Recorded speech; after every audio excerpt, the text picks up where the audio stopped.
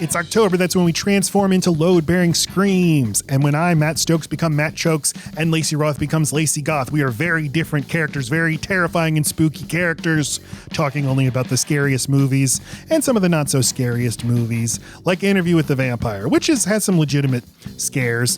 Fascinating movie from 1994, Tom Cruise and Brad Pitt in Anne Rice's vampire classic, a movie we've covered on the show before. We covered back in 2018. That was a long time ago. We didn't know what we were doing.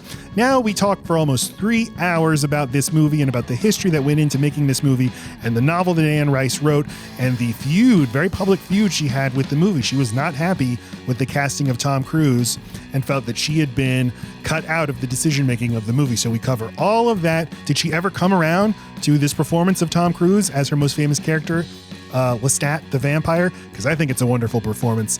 We are kind of mixed on this movie. I like it a lot more than Lacey does. Kind of rare for Lacey to have us watch a movie that she ended up liking less than I liked it, but a lot of fun talking for so long about Interview with the Vampire. As always, look in the episode description. If you're only interested in the movie discussion, you can skip to that part of the episode, skip right past the history section. But either way, I think you'll have a jolly good time with Interview with the Vampire.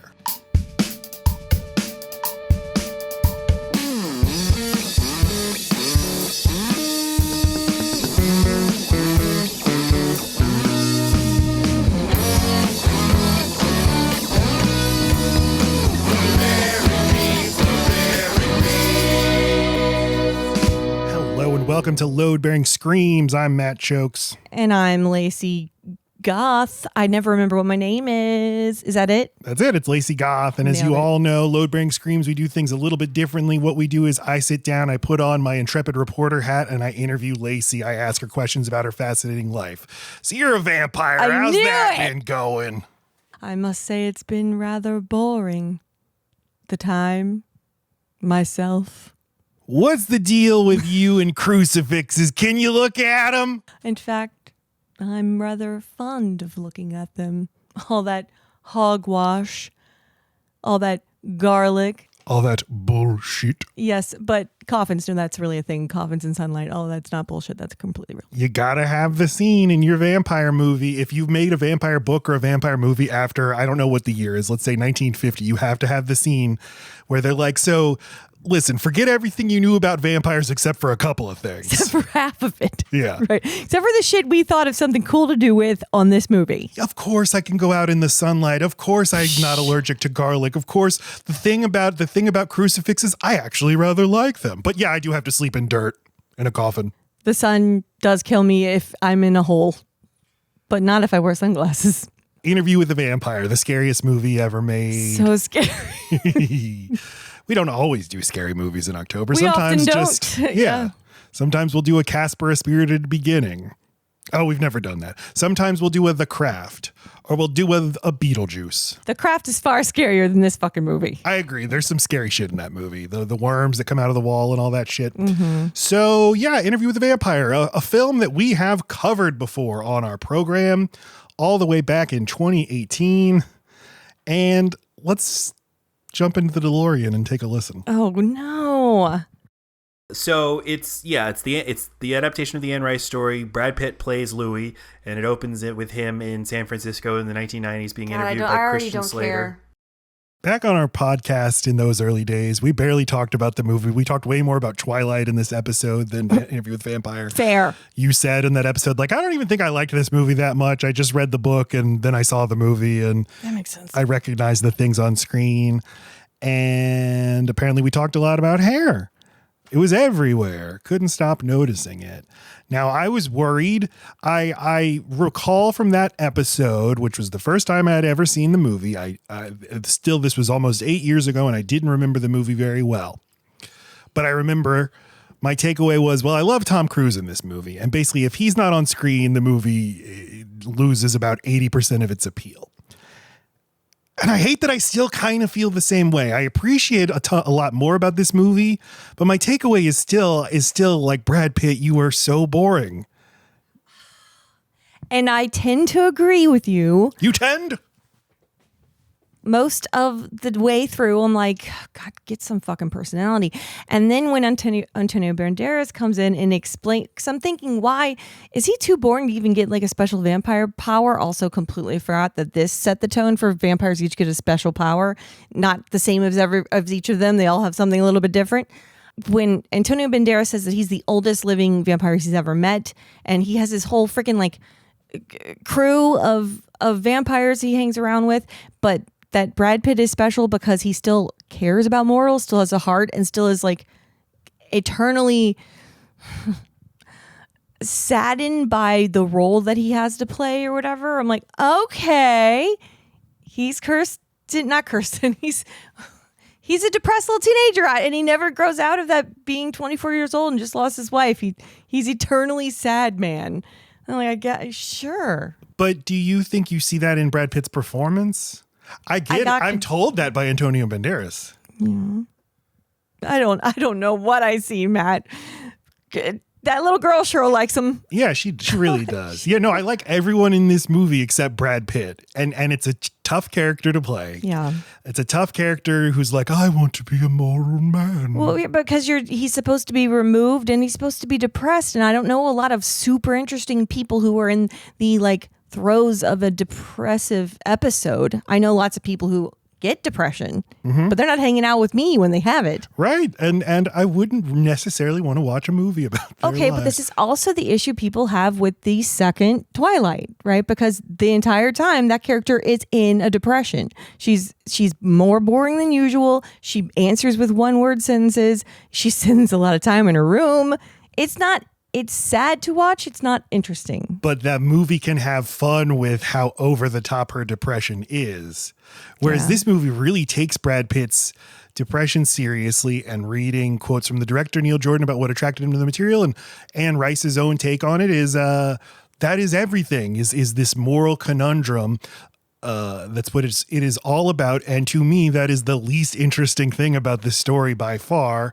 I have never been very interested in people who are stories about people who say like, I want to talk to my creator. I need to ask him why. I get it though. When you're a human, you're walking around with a bunch of other humans. You have so much to like gauge how you should be acting and reacting to things. He knows one other guy, and that guy never talks about the guy that created him, except for to say that he didn't have a choice. How is that? Lestat doesn't seem like someone that's super measured, that's like waiting around to make just the right choice. He seems like an opportunist. So I'm sure he did follow Brad Pitt around and made sure he had a mansion and he was lonely. That's why he's a fun character, because he's like, oh, who gives a shit? Who gives a shit about my story? But he does give a shit, because if he didn't, he'd be making vampires all over the fucking place. He's bored. Yeah. But that's I think that is also why the Brad Pitt performance suffers for me, is I have such a fun performance to compare him to. And it's the challenge of any story like this, like The Great Gatsby with Nick Carraway, when you've got the character whose function is I observe. Yeah. And I've been reading the book Interview with the Vampire, and you read it as well when you were a teenager. You talked about loving that series of novels. And I might continue with them. But the book, a thing it can do that the movie can't do, or that it would. His interior thoughts. It's not that. It's the novel makes the interesting stylistic decision to be told as literally a conversation between him and the interviewer. Meaning it's not told in first person. He is almost always talking, but it's always quotes. The vampire continued his story. And so then and then the interviewer will interrupt him. So if you literally adapted that, the whole movie would be in the room with Christian Slater and Brad Pitt. You wouldn't have cutaways to what he's talking about. And that invites lots of interesting questions about how reliable is he as a narrator? How are we viewing this story because of the way he views his own story? And then when the movie ends with Tom Cruise re-entering and jumping in and listening to the tape of Brad Pitt talking, you're like, fucking Louis, he's so lame. I'm saying like, yeah, you're right. In fact, maybe this whole movie was a lie. Maybe everything I just saw was a fucking lie because Brad Pitt's so boring. What do we do with that, though? I don't know, but it's fun to think about. Oh, good. I'm glad you had fun at the end of the movie. I had fun throughout. I want to see what other people see. I want to really get into the movie. So it was actually really fun. God, it's so weird how the memory works. I thought I liked this movie. I don't. I mean, it's fine. It's weird. It's weird enough for me to recommend it because I don't know anything else like it. But watching it with the kid, that's what made it fun. Because I'm like, what?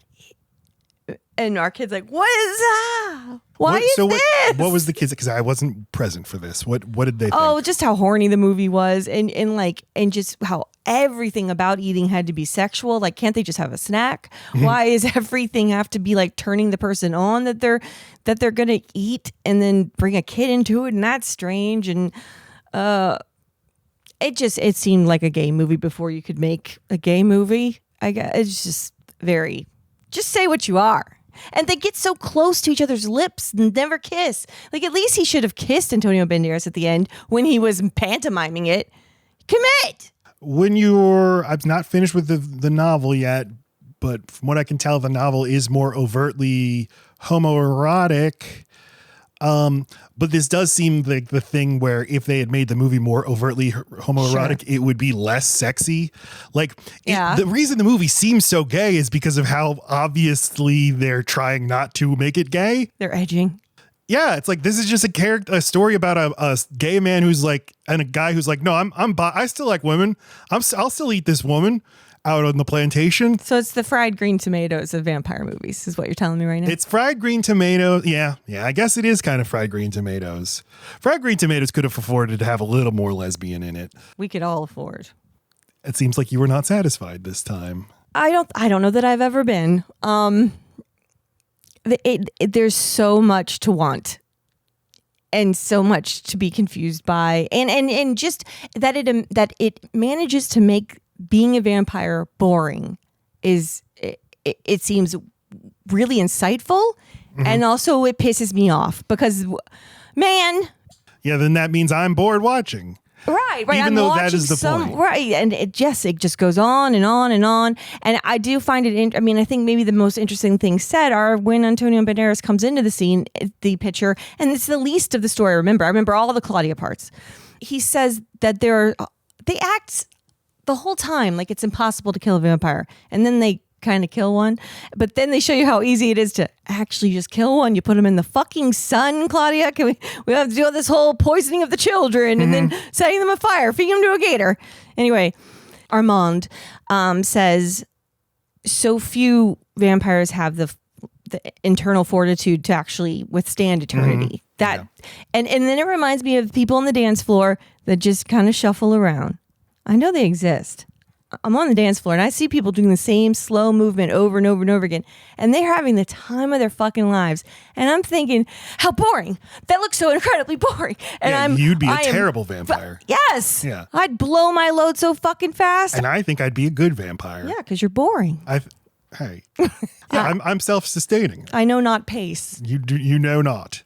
It's true. You're like, I'm gonna fuck you. You're the John Mulaney joke. A big ass H, a big ass A. Oh shit, I'm out of room on the banner. I mean, but it's interesting because the movie kind of like, oh, shut up. Because the movie like shows you what it would be like to have a whole bunch of Lestats, and immediately you're annoyed. I am annoyed. These guys are assholes. It's also cynical. They just want to like not just eat and drink the blood, but they want to torture someone. They want to like play with their food, and that's hard to watch. So if I'm Armand and like this is the best I can do, and then I meet a boring ass Louis, yeah, we're just gonna be sitting on the porch talking most of the time. That seems less annoying than this fucking guy that wants to pantomime everything I'm doing. Like, stop mirroring me. Then we're recording this a day before we record our movie discussion. I will watch the movie again. Try to. As I said, I want to get into this movie like everybody else seems into this movie. I want to connect with it as a story, the way people talk about feeling connected to it. Whereas right now, my appreciation is just, I think it looks great. I think it's really well directed. I think the performances are great. The production design is great. The performances are great aside from Brad Pitt. But also, this is the assignment of play a boring guy. So I'll watch it again. I'll try to like pay attention and get into the Antonio Banderas. What is captivating to him about Brad Pitt that you don't just have to like do the mental gymnastics of projecting into the movie. Well, and just like how tormenting it must be to be the only person like you in such a small community of vampires. It's even smaller because even Armand, who seems to like appreciate how you're different and like that's why he seeks you out, that's why it makes him excited, still fundamentally does not get what makes you different, because he then tries to make you not that as soon as he has you, which is so interesting to me. What does he do?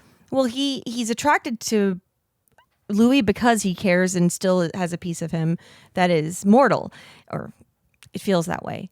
And he wants to show him how to live fulfilled and like he feels, and not feel guilty about what it is that he does, and like really enjoy the rest of eternity together, instead of finding a balance between not being like these jokers and not being like this sad boy.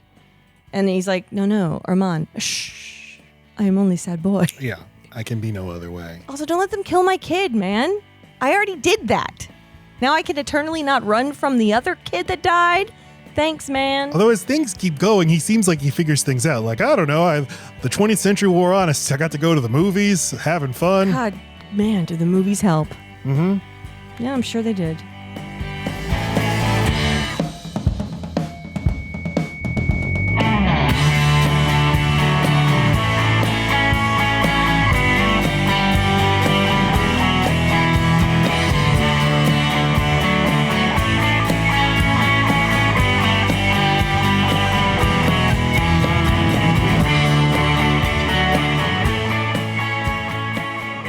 This is an intimidating thing to talk about because this series of novels is so huge, and I think of the franchises and series that I know a lot about, and if I heard somebody talking about them who didn't know anything and just had to like research for a week leading up to talk, I know the Harry Potter series very well. If somebody hadn't read the Harry Potter books but just like read some interviews and was like trying to talk about it, I would feel a little resentful. So apologies in advance. I'm going to get things wrong for my history section, and my familiarity only goes to watching this movie and being halfway through the first book, but then, reading Wikipedia summaries of the rest of the series. But my assessment that Louis is boring, it seems borne out in the fact that the rest of the series is about Lestat. Like, yeah, it seems like everybody gets it. That's Lestat's where the juice is. And I was reading this, there's this 1995 interview with Anne Rice before her fifth book in the series came out, Memnoch the Devil. Mm-hmm. And the writer of that article, of that interview, he gives a little synopsis. And when I read it, I thought, okay. Matt loves the devil. Here we go. Quote, with Memnoch the Devil, the fifth volume of the Vampire Chronicles, the fates of the vampires change radically and irrevocably. Told in the voice of Rice's most cherished character, the vampire Lestat, Memnoch tells a tale as old as scriptures, legends, and as modern as today's religious strife. In Memnoch, Lestat comes face to face with his most feared supernatural counterpart, the devil, and hears the devil's dreadful yet fascinating secret. It is God who made human history so murderous, and it is God from whom the world must be saved.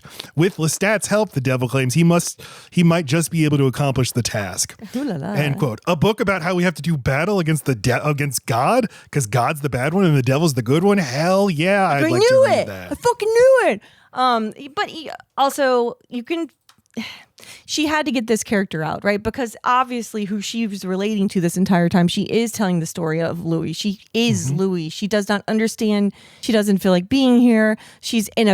She has a beautiful house, but it doesn't make her happy. Feels a little guilt about how much she has, and still she's not happy.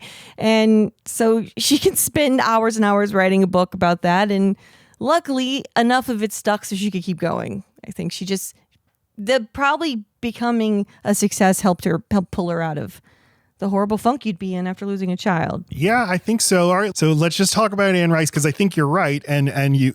Yeah, I think you're onto something with, like, you have to get this out of the way. You have to get the Louis thing out of the way so you can just have fun in this world. Right. Anne Rice, born in 1941 in New Orleans, born under the name Howard Allen Francis O'Brien, in an Irish Catholic family in the Irish Channel neighborhood of uptown New Orleans on St. Charles Avenue, in what Anne said was the Irish ghetto. On her personal website in the 90s, she would answer like fan questions.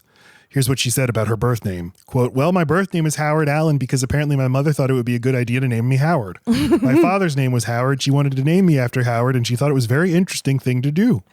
She was a bit of a bohemian, a bit of a madwoman, a bit of a genius, and a great deal of a great teacher. And she had the idea that naming a woman Howard was going to give that woman an unusual advantage in the world. Interesting. Yeah. But Anne hated that, changed her name to Anne in first grade. Never looked back. No fucking kid. I mean, it had to be Howard. Could have picked a lot of names, lady. Yeah, Howard. Come on, Howard. So I mentioned the 1995 Rolling Stone interview. That's where I'm going to draw a lot of this from.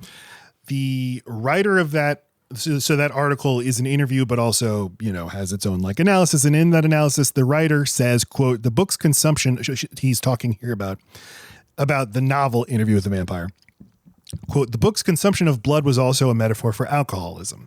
Rice herself had been an alcoholic, behavior influenced in large part by her mother. Rice later said, I think she swallowed her tongue from drinking. My mother's drinking marked me out in my own eyes. The fact that it was a huge secret and I couldn't tell anyone, and you never knew how she'd be when you got home. End quote. And then her mother died when Anne was 15, related to alcoholism. She died. You know what? And our good friend Coda, Screen Time Coda, I'll bet he doesn't even know that. And that's the age his mom died. He was 15. Yeah. I'll bet this is his favorite movie. But he doesn't really even know that. He's going to hate how much shit we've talked about it so far. It's okay.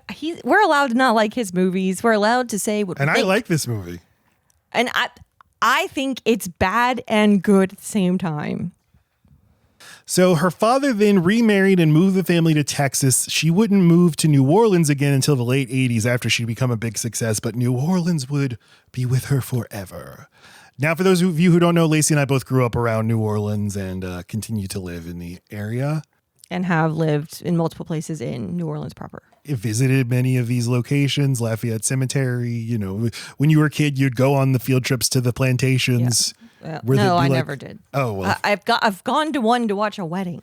Oh, we'd get the tours and this is where the slaves lived their happy lives. We'd go on field trips to the cemeteries. That's what I thought you were going to say. That'd be fun. No, I never got to do that. It's an art class. You're not very arty. You're not very art. We could go, should we go make a video at Anne Rice's tomb? Should we do that? It's in Metairie Cemetery, which is where my grandmother's buried. We're going to visit her too? Yeah, that's okay. We're going to show a little side by side. She married Stan Rice in 1961 when she was 20 years old. Dan and Ann. They moved to San Francisco to the Haight-Ashbury neighborhood just as the hippie movement was taking off. Though Ann always described herself as a pretty conservative person. Her husband Stan came to talk at my school when I was in 7th grade. And I went home and I was like, Mom, a neato author came and talked to us. His name was Stan Rice. And she said, that's Anne Rice's husband. And I was like, okay. I didn't Thanks, know who Anne Rice Mom. was. So she had ambitions of being a writer, graduated San Francisco State in 1964 with a BA in political science, and then gave birth to a daughter, Michelle, in 1966, and then went to graduate school, got her MA in creative writing in 1972. But in 1972, her daughter, just before turning 6 years old, died from a rare form of leukemia, just under 6 years old. And she went into a state of alcoholism for the rest of the 70s, though when her second child, Christopher, was born, she and her husband gave up alcohol for good. But it was while grieving her daughter's death that she wrote her first novel, Interview with the Vampire. And it was published in 1976. It would go on to sell 8 million copies. And before returning to the vampire series, The Vampire Chronicles, she wrote some historical fiction, some erotic fiction, and then The Vampire Lestat she published in 1985 and Queen of the Damned in 1988.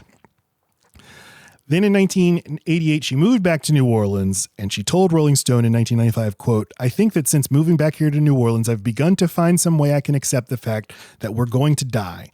But it is true that for a long time, I found it just horrifying. I found it horrifying, not so much because my life will be extinguished, but because of the possibility that the Holocaust might mean nothing, or the suffering of my daughter might mean nothing. That's the part that bothers me, the meaninglessness of it, the utter meaninglessness of it. And I'm still fascinated by the way people convince themselves that things have to have meaning. Every time you turn on a TV, you see a reporter talking to the parent of a child or somebody who's been hit by a ton of bricks, and they say there has to be meaning for this. And I'm always thinking, no, there really doesn't have to be any at all. Despite that, I now think atheism might be a bit naive and cocky. I still believe there's possibly no meaning to anything. There's nothing that can't be swept off the face of the earth. Nothing. End quote. She was an atheist until 1998 when she returned to the Catholic Church, though she continued to be a champion of gay rights and abortion rights. But yeah, I mean, Interview with the Vampire is very much exploring the idea of what a man who is turned into a vampire and is in a way it like gets to meet God in the form of Lestat and is like, hey God, can you like tell me anything interesting? And he's like, no, right, I got nothing for you. Your search for answers just keeps going if you're the kind of person who's got a lot of questions.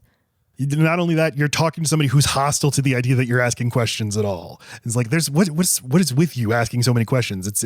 There's no satisfying answers to these questions. Just real quick, it's very interesting to know that she was an alcoholic during her like coming up with this story, because I'm sure she thought of her own self as a vampire, because so often the life of an alcoholic begins around like noon. You're just waking up. And anyway, the majority of the time that you're like alert and awake is at night, and you just start to feel completely out of touch with the people who have a 9 to 5, or I'm sure herself felt like she had no waking hours. That's interesting. And that she, remembered the detail of being a kid and like not knowing what kind of mom was going to come home in the evening. Not know what kind of mom she was going to come home to in the evening. I think that's kind of key, right? Mom's not out there working. Yeah. I'm just saying, your alcoholic mom's not out there busting her ass working. Yeah, I can relate to that very much. In the 2010s, she distanced herself once again from organized religion. So she made a public return to the Catholic Church, finished the Vampire Chronicles series, then started writing a bunch of Catholic novels, and then she distanced herself from that again and returned to vampire novels. And then was apologetic for Paula Deen, and then was wiped off the face of the earth. She did? If you search Anne Rice right now, you're just going to see pictures of Paula Deen. Oh, I didn't see that at all. Yeah. Well, were they friends? I have no idea. I just saw it. I was like, oh no, that's bad. Yeah, I don't know. A couple of very, very wealthy old women relating to each other. I can't believe it. Oh, I think it was her coming to her defense for saying the N-word, though. Again, a couple of wealthy old women from the South sticking up for each other. I can't believe it. Okay, so she died in 2021 at the age of 80. And again, I'm in the midst of reading Interview with the Vampire. I enjoy it. And I want to keep going with the series. So the book was a big hit, and right away before the novel's even published, it gets purchased by Paramount, gets optioned by Paramount, and Anne Rice gets commissioned to write a screenplay. But the project lingers in development hell for a long time. Now I found this book, The Anne Rice Reader by Catherine Ramsland, which is a very, very good book. It's a collection of essays about Anne Rice, but then it also has stuff from Catherine Ramsland, the editor, and she has a ton of information about the making of Interview with the Vampire. So the movie lingered in development hell for a long time, and eventually the rights to the project returned to Anne Rice. Quote, Anne soon learned from Hollywood sources that its production was stalled because it featured 2 male vampires with a female child caught up in an erotic relationship. Such a concept was too controversial. She dutifully rewrote the story, presenting alternative versions, but Paramount still failed to get the movie into production. End quote. So there was a cycle of her being told by Hollywood, too controversial, and instead of being strident, she's like, well, I'll give you what you want. I mean, I'll compromise, or I'll make changes to it. So she partnered with the producer Julia Phillips, who we talked about a lot when we did our Close Encounters episode. She's the one who kind of burnt all her bridges in Hollywood when she by writing the lunch book. Yes, You'll Never Eat Lunch in This Town Again. But she partnered up with Anne Rice and was like, it's my personal ambition to get this movie made. So, quote, when she finally began to work on the treatment in an effort to fend off charges of pedophilia and to preserve Claudia in the story as a child, Anne decided to turn Louis into a woman who dresses and acts like a man. She wanted to model this new character on famous transvestites from the era. In this story, Lestat falls under the female Louis' spell when he recognizes similarities between her and his mother, Gabrielle. Anne envisioned an actress like Cher or Meryl Streep for this androgynous role. Somebody else suggested Angelica Houston. Of course, Angelica Houston. Of course. If you say Cher, you're going to get Angelica Houston. Both Anne and Laura Marr, the production company, were pleased with her ideas. Anne wanted Ridley Scott to direct the film because she had loved his work on Blade Runner. That would be fucking interesting. I'd watch that. Yeah, it would be. She also wanted an actor from the same movie, Rutger Hauer, to play Lestat. Rutger Hauer is the guy who plays the bad guy. I mean, you're so fucking close because he does play a vampire. It's just in Buffy the Vampire Slayer. Yeah, Tears in the Rain. Why can't I think of his name in the movie? Batty? To her mind, he perfectly captured the coldness and cruelty she had intended for her blonde vampire. End quote. But this wasn't enough to get the movie made either. The rights went through just a series of mergers and acquisitions, ultimately ending up at Warner Brothers, who enlisted David Geffen to produce. David Geffen is a gay man, very publicly gay man. He had been a big fan of Rice's novel, and he insisted to her, like he wanted to get her involved in the movie, wanted her to rewrite the script, go back to the source material, don't get rid of the homoerotic things. It's very crucial that they are men. But he insisted Julia Phillips, after she published that book, she cannot be involved in the production. She'll never eat lunch in this town again. So she was fired. So their first idea for a director was, after Ridley Scott refused, was David Cronenberg. He turned it down. And so David Geffen made the offer to Neil Jordan to direct. Neil Jordan is the director of the film, born in Ireland in 1950. His debut movie was Angel in 1980. That was the first time he worked with the actor Stephen Ray, who would go on to be in almost all of his movies, including Interview with the Vampire. He plays Santiago. And that was also a movie about the Troubles, which is a subject he often makes movies about, the Troubles in Ireland. He made Mona Lisa in 1986, which got Bob Hoskins an Oscar nomination. And then in 1992, he made The Crying Game, an international hit, an Oscar contender. He won a Best Screenplay Oscar for it. So The Crying Game, that it was a sensation, like a sort of like prestige awardsy sensation in the early 90s. And you also got a billion jokes in television shows because it was the like way you could joke about. Was I right? There's stuff. a rape shower. A rape shower? Well, crying in the shower in the fetal position. No, that's not in that movie. But because you said Forrest Whitaker's in that movie. Yeah, I've seen it. Yeah. I just don't remember anything about it clearly. So the Crying Game is very famous, and best remembered for having a trans character where it is a surprise reveal in the movie that this character is trans, that this trans woman has a penis.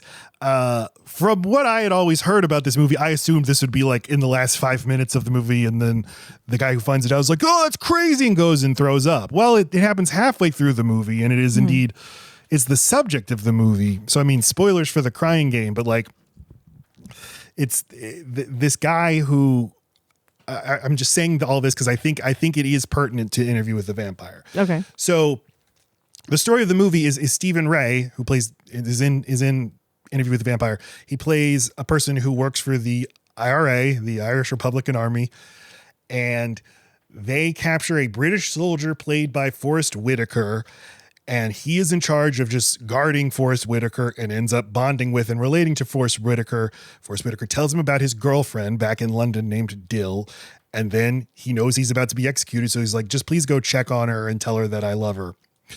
And then Stephen Ray has to execute Forrest Whitaker, but he feels too much. He feels like he relates too much to him, so he just kind of fucks up, and then they get raided. Forrest Whitaker dies. Anyway, Stephen Ray then has to go to London and kind of rebuild his life and is now simultaneously hiding from the government and from the IRA. But he still wants to go meet the girlfriend, Dill. So he goes and meets the girlfriend, Dill, and then they end up having a romance. And Dill is played by a man, J. Alexander, a cisgender man, who is gay in real life, but this was a cisgender man playing a transgender woman. What's interesting about the movie is the word trans is never uttered. The way they speak in the movie is not how you would speak today. Like they'll say like, well, she's not really a girl. And yet it is fascinating to watch people kind of struggle with this idea, including the main character who finds out that she is transgender, but I'm still attracted to her and I still feel a very intense connection to her. And how do I navigate that as like a straight man? So it's playing with all these ideas of identity and sexuality and gender and all these complicated ways. And those were what made David Geffen think like, you will be perfect for Interview with a Vampire, a story about a very like dysfunctional family with ostensibly 2 gay men as the fathers and a daughter who is a perpetual child. So Neil Jordan in 2014, he said about getting the job for Interview with the Vampire, he said, quote, "I just made The Crying Game. I was sent this Interview with the Vampire script by Warner Brothers. I thought it was really interesting and slightly theatrical. Then I read the novel, which is extraordinary. So I said I'd do it on the condition that I did my own script, but I didn't get a credit. It's very difficult to do so within the Hollywood system. I tried to make it more faithful to the book. I was just anxious to get it made. It was a piece of luck, really. It's not very often you can make a complicated, dark, dangerous movie and get a big budget for it. Vampire movies were traditionally made on the lower end of the scale, on a shoestring, on rudimentary sets. But David Geffen is very powerful and he poured money into Interview. I wanted to make it on an epic scale of something like Gone with the Wind," end quote. Okay. And I think that more than anything else is what makes the movie special is we made a very like schlocky vampire movie, but on a huge budget and kind of did make a Gone with the Wind scale. Yeah, just the different locations we get to be in and the costuming, the amount of actors inside of the movie. Just think, because like they're filming in the French Quarter. We've been on all of these streets. They had to close all these streets down and make them dirty and covered in mud and stuff. Really? To film that. Yeah, if we're going to make it look like it's the year 1799 on this street, it can't have a paved road. So we have to transform it. And just thinking about how and then they burn New Orleans down to the ground just for the movie. They actually did that, yeah. I knew it. So according to the Romslin book, the Anne Rice Reader, when Neil Jordan read Anne Rice's script, he really wanted to rewrite it. He said, quote, "He found her script too theatrical, but when he read the novel, he was able to envision a more effective way to bring it to the screen. He replaced many of the elements of the original story that Anne's script had left out and made it primarily Louis' story, not Lestat's. Although overall he described it as the story of a deeply dysfunctional family. Anne was pleased with the selection of Jordan. She knew his work from The Company of Wolves and The Crying Game and liked the way he boldly approached gender illusions and controversial sexuality. When he called Anne to tell her what he had in mind, she felt her script would be in safe hands," end quote.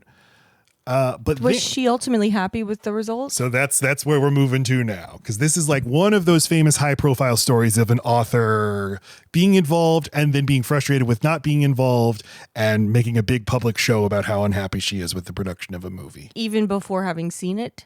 Yep. So... yeah, Tom Cruise is hard to picture as a blonde Lestat. Until you see it, I bet it is hard. And I'm just guessing that's the problem. That is exactly the problem. But I think like this and Stephen King with The Shining are probably two of the biggest high profile examples, because this was all playing out in public with people, talking to the media. And I know that an author being very heavily involved, to me, I understand the instinct as a movie producer. But me as a viewer, when I hear that, I get a little suspicious, because I think movies and novels are very different things.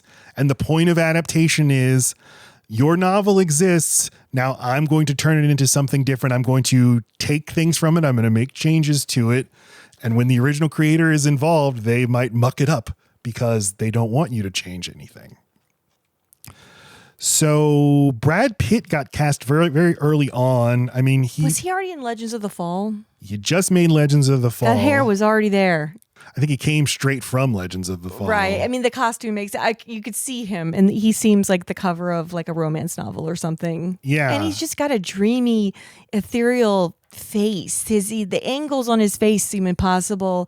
Just add a few veins, and it's like, yeah, vampire. Vampires, when they're not being extremely disgustingly ugly, they're the most gorgeous things you've ever seen. So it is interesting to have some like mid vampires in this movie. Once they get over to Europe, it's like, what's with this ugly couple of vampires hanging out? Didn't turn them at the right time, huh, Grandma? There's no law that says they have to be gorgeous. But they do have a glow up as soon as they are like transformed. He grows normal man teeth with fangs. Claudia's hair curls and she gets clean all of a sudden, I mean, they show them like... why does her hair curl? She just becomes more beautiful. She just becomes more done up. Who? I mean, if part of like they don't totally explain what her powers are, except for that she can feel what's in people's souls. Interesting. I guess vampires have those. She is forever a child, and it just makes more sense for her to have really tight curls. That'd be more childlike. In Twilight, there's souls too, and there's like a heaven and a hell. No, in Twilight, the conversation is, are there souls? I don't know that it's ever answered. Because how could it be? They don't ever die. Thought it was in there as like there's got to be some reason you wouldn't want to be a vampire. Because in Twilight, it seems like the fucking best. Yes, right. There's no reason. It's the best if you're the Cullens. If you're just a couple of people like Lestat and Louis who never really found a great gang of people to hang around with, and don't have a wonderful system for staying rich and not being super obvious that you are who you are, it seems lonely and like you might hate the Cullens. I think it's probably pretty rare to have the really good stuff. Because you've got to figure out all the social stuff too. And when the whole thing is like, I'm not like a human, I'm special, it's kind of hard to figure out the social stuff. I think you've bought in a little too much to Stephenie Meyer's Mormon propaganda where you can only be happy if you're on a Mormon compound. Because the only vampires in the Twilight series who are happy are the Mormon ones who all live under this house. Anyway, it's Bella, the human, who says that decides they have a soul. And she's just doing that because she wants to become a fucking vampire. She's like, no, you do. She's the only one that asserts it.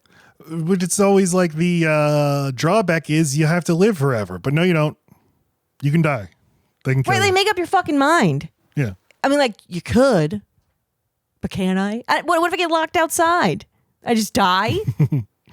And it's like, well, it'll be really horrible death. Like, it seems fine. Seems kind of fast.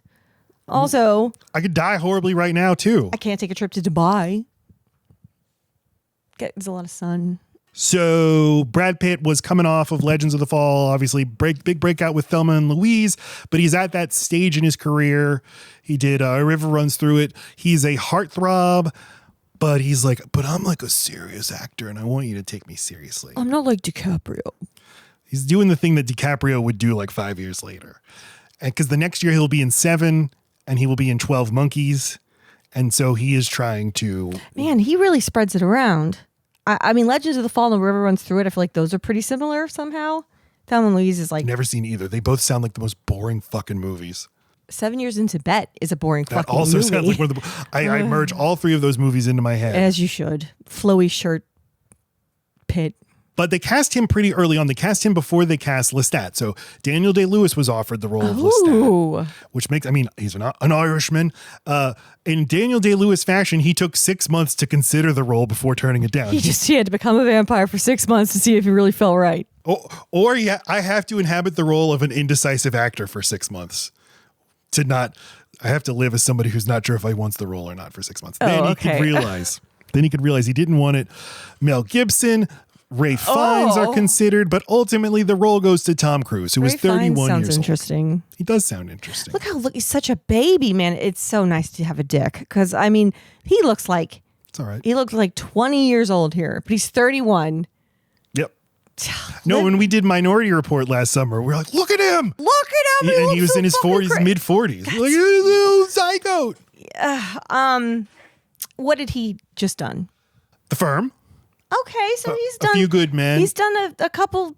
He can be serious. He's not just like Good Time Charlie. So he is firmly in... Yeah, Top Gun. I mean, what the fuck else you want? He's a drama king. He bursts onto the scene with All the Right Moves and The Outsiders and Risky Business, and then goes and becomes the biggest star in the world, Top Gun, Days of Thunder, and then decides, I want to work with serious directors.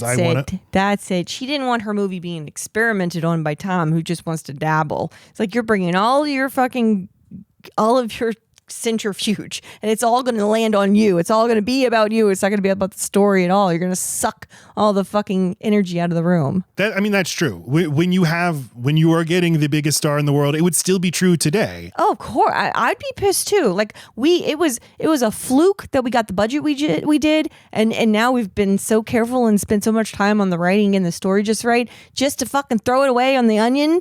The onion that's on the burger, you know what I'm saying? When you put an onion on a burger, what you're eating is an onion burger, not a burger. Or it sucks all the fucking attention. If like Steven Spielberg is going to make your movie, on the one hand, you're like, oh, wow, great. But on the other hand, okay, but now it's a Spielberg movie. Yeah. Okay, this would be Tom Cruise's first time playing a villain. Now, one reason that book I keep referencing is so great is it has lots of interviews with Tom Cruise, which is kind of unusual. I don't think of him as a villain. It's funny. It was just that Tom Cruise, for the first time in his career, is going to play a bad guy. Yeah, I mean, I can see you selling it like that, but at the end of the movie, I'm just like, fuck yeah, Tom Cruise is back. Woo-hoo!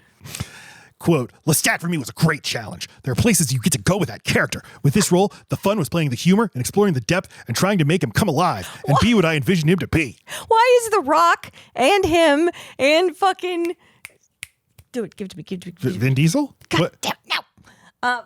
The three guys you talk this way for. Who's the other guy? What, Rob Lowe? Yes, Rob Lowe. These are the three. Yeah, well, and Rob Lowe is just an imitation of Tom Cruise. It's literally, Lestat is the best character I've ever played in my goddamn life. I am the type of person who, at the end of the day, wants to feel that I honestly gave every moment my best. When all is said and done, I want to look back and know that I pushed myself as far as I could. Lestat was just a monster role. Okay, End so quote. He is The Rock. Tell me about his fucking dad without telling me about his dad. I got it. I already understand Mr. Cruise. So at this point, Rice was not consulted about the casting, and she just read it in the press. She was a little confused, and she assumed, well, he must be playing Louis, and Brad Pitt is playing Lestat. Quote from the Ramsland book, quote, it disturbed her that no one from Geffen's office had consulted her, and she felt that the vision of the movie had definitely changed. She thought that Cruise was talented and had liked what she'd seen of his films, but she insisted that he wasn't tall enough and lacked the appropriate look for a blonde, aristocratic Frenchman. He was an all-American, and his voice wasn't right. Then she says, I don't think I've ever fallen under the spell of an actor when the voice wasn't a big component. And of course, the very sad thing about Tom Cruise is he does not have that kind of distinct voice. How is he going to exert the power of Lestat? With the veins bulging out of his fucking forehead and his like animal magnetism is his energy alone. Like, I didn't even notice his voice. He might have been a mute this whole time and I don't know. Yeah, it's his presence. It's his gesturing. But it is interesting. She pointed out, and he is a difficult person to do an impression of. I can't do it. You just did it. But you're making fun of the energy he has. Right, you're giving energy. That is what he is. I don't think you could do his voice because his voice doesn't even matter. I think that this used to be more true than it is. You used to have actors, like famous movie stars, all had a distinct way of speaking. Well, that's whether it's Al Pacino or Robert De Niro or Jack Nicholson. They were used to when you didn't have pitches. They were brought up on people who thought radio voices were like the bee's knees. True. Yeah. There's a lot of radio acting in the generation before the people you're talking about. But then you get to the 70s actors and they all got to have distinct weird voices. But at a certain point, everything kind of just merged into a generic, everybody talks the same and everybody kind of mumbles. Timothy Chalamet has a distinct mumble. Well, I can't hear it.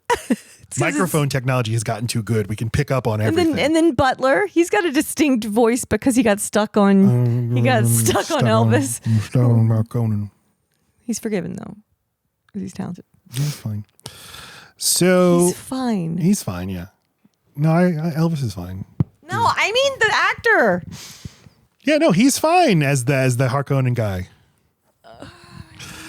Neil Jordan defended the casting. Quote, I thought these roles should be played by stars. The definition of a star is someone who's eternally young, eternally handsome, and has made some strange contract with some power to stay that way forever. End quote. Yeah, fuck yeah, I love that. I love that. Why not take the two hottest fucking pieces and put them together in a gay romance where I could believe them being eternally looking like this? In fact, look at them now. I know. Fuck. To this day, yes. And still they are the only two guys who and DiCaprio too.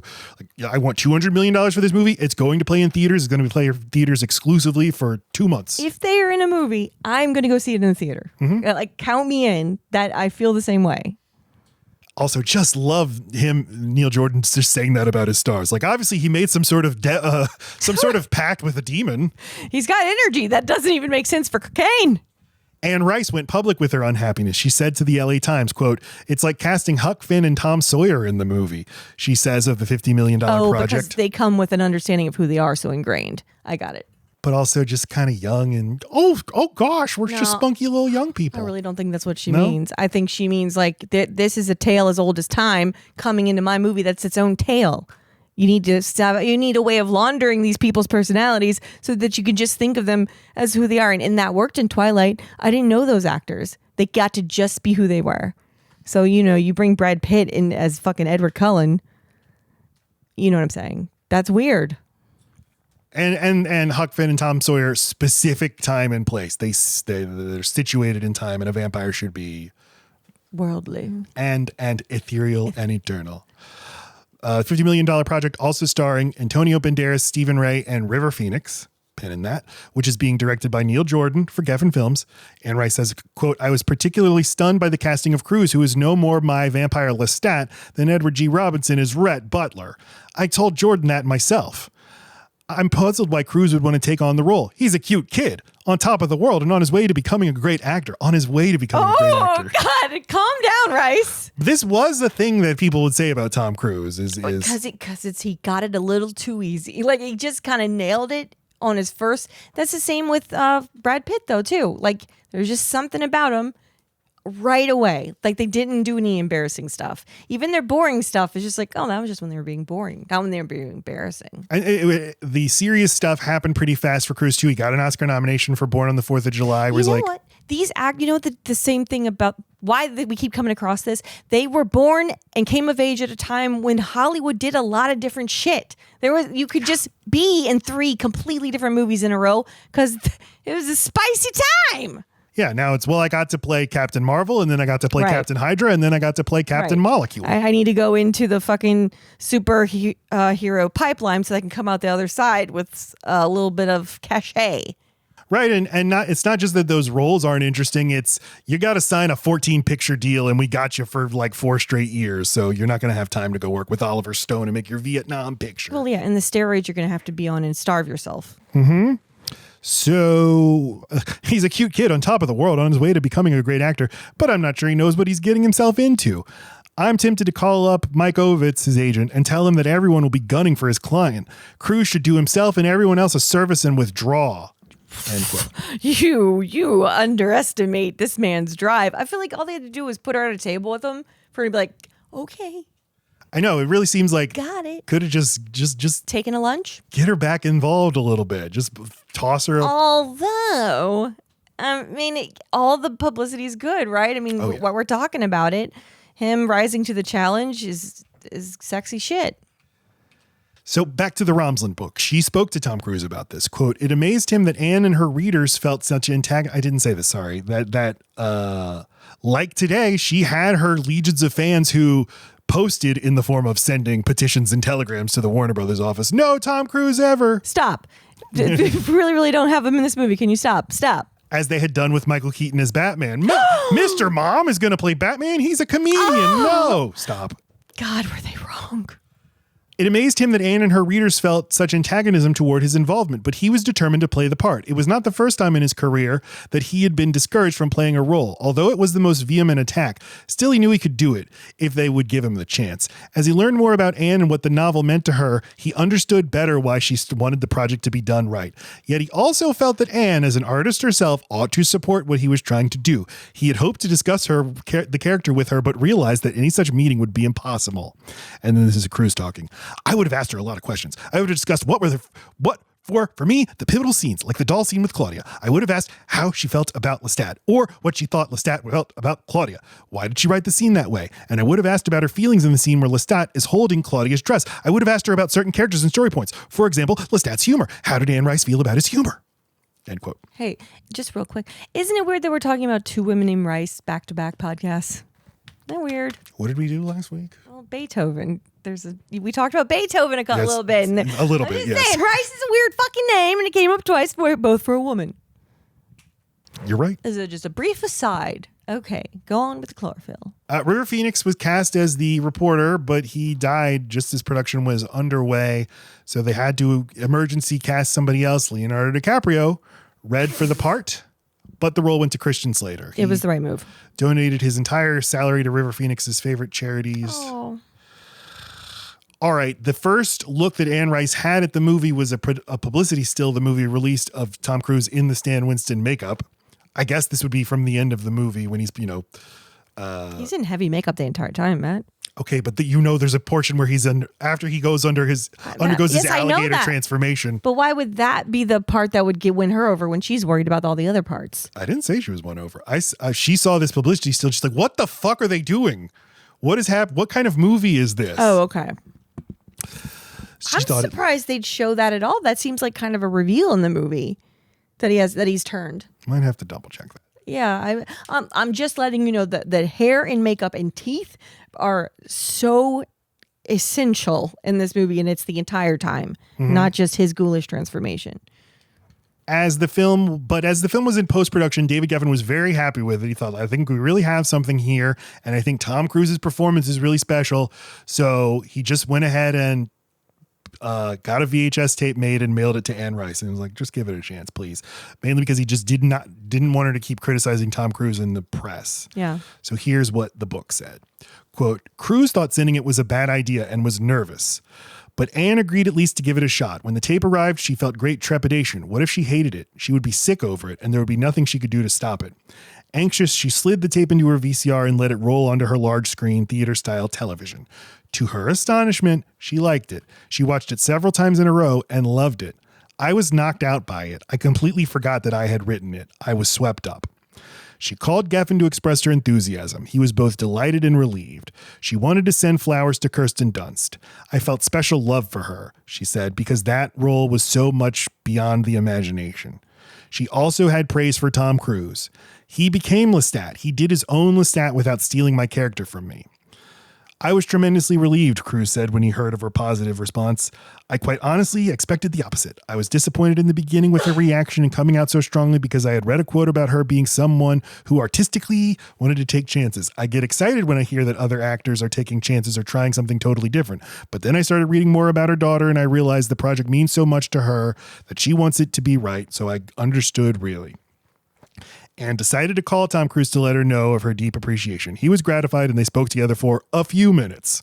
It was a classy thing to do, he observed, because she didn't have to do that. So all was well. Nice.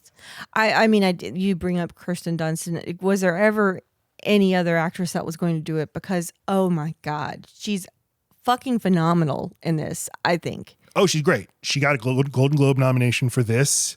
She was the first. So many. They auditioned thousands of actors. She was the first one who auditioned, and then the role just went to her ultimately. She'd been in a few things, but she still had to like audition. And I thought this is a breakout role, not her. Not her. She had been in. What was she? She's in some fucking. But just the way. I mean, how old was she when she did this? She was 11.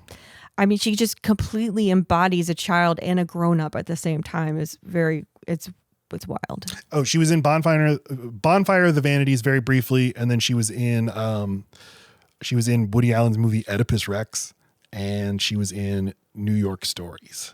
No idea. And in an episode of Star Trek: The Next Generation. But yeah, this was the breakout for her. And then Anne Rice really bought an ad in Variety and was like, to my fans, please give the movie a chance. If you don't like it, you can, it's fine, but just give it a chance. I love it. I love Tom Cruise. Well, that's really nice. So the movie made $225 million worldwide, a big hit, very well received, well reviewed. Although famously Oprah Winfrey walked out of a screening 10 minutes in and considered canceling an interview she had upcoming with Tom Cruise. She said, quote, I believe there are forces of light and darkness in the world, and I don't want to be a contributor to the force of darkness. Gay sex? Next up on my show, Dr. Oz. Right, who I will single-handedly make into something, including Dr. Phil. Look, I told you, it's all about the jawbone. Look at the remake, or the series they made later. It's nothing but pictures of two jawbones here. That's all I see is mewing. What does that mean? Mewing is when you make a face that accentuates your jawbone. Does it have? I think it's also an exercise to enlarge. I assumed you meant make a cat noise. Mew.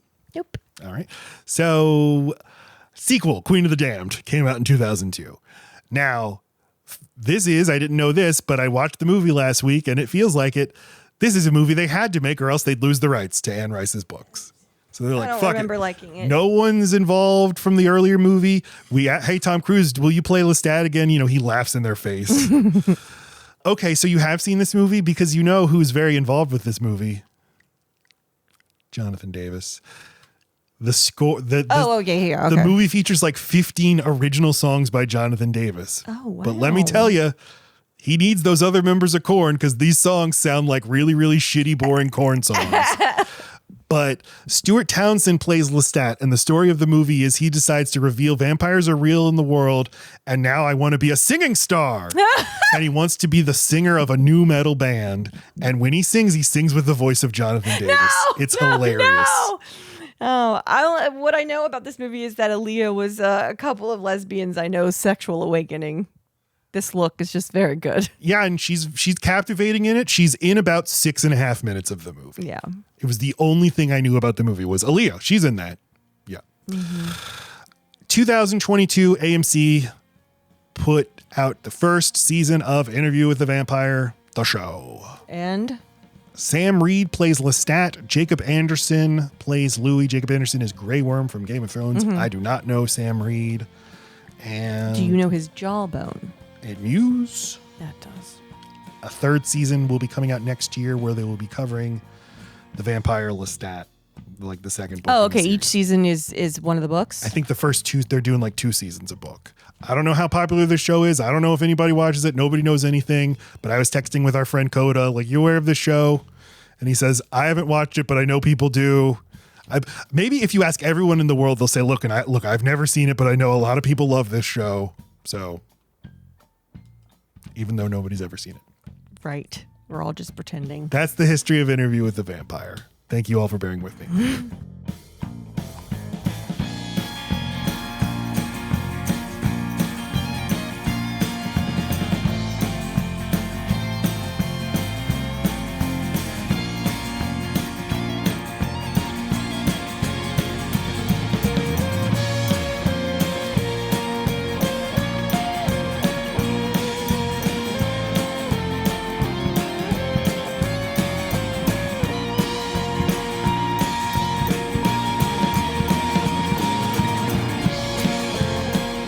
Interview with the Vampire. It's now the second day. I've watched the movie again, done a close reading as I usually do for our movie discussion. And it's definitely the most I've ever liked it. And I just wanted to say this up at the top, that it's the most I've ever liked it. I think there's so much great stuff going on in this movie, so many great sequences. And still, I just return to the central problem of both the character of Louis and the performance of Brad Pitt. Can I ask you, is there a movie about a person who is depressed that finds a way to make it interesting? Because if it's just about the act of being it and staying it, I feel like there isn't really an arc for the person to go on. I feel like, there's like we've seen like the movie, that horrible one about the man who lost all of his children in a fire. What in Manchester by the Sea?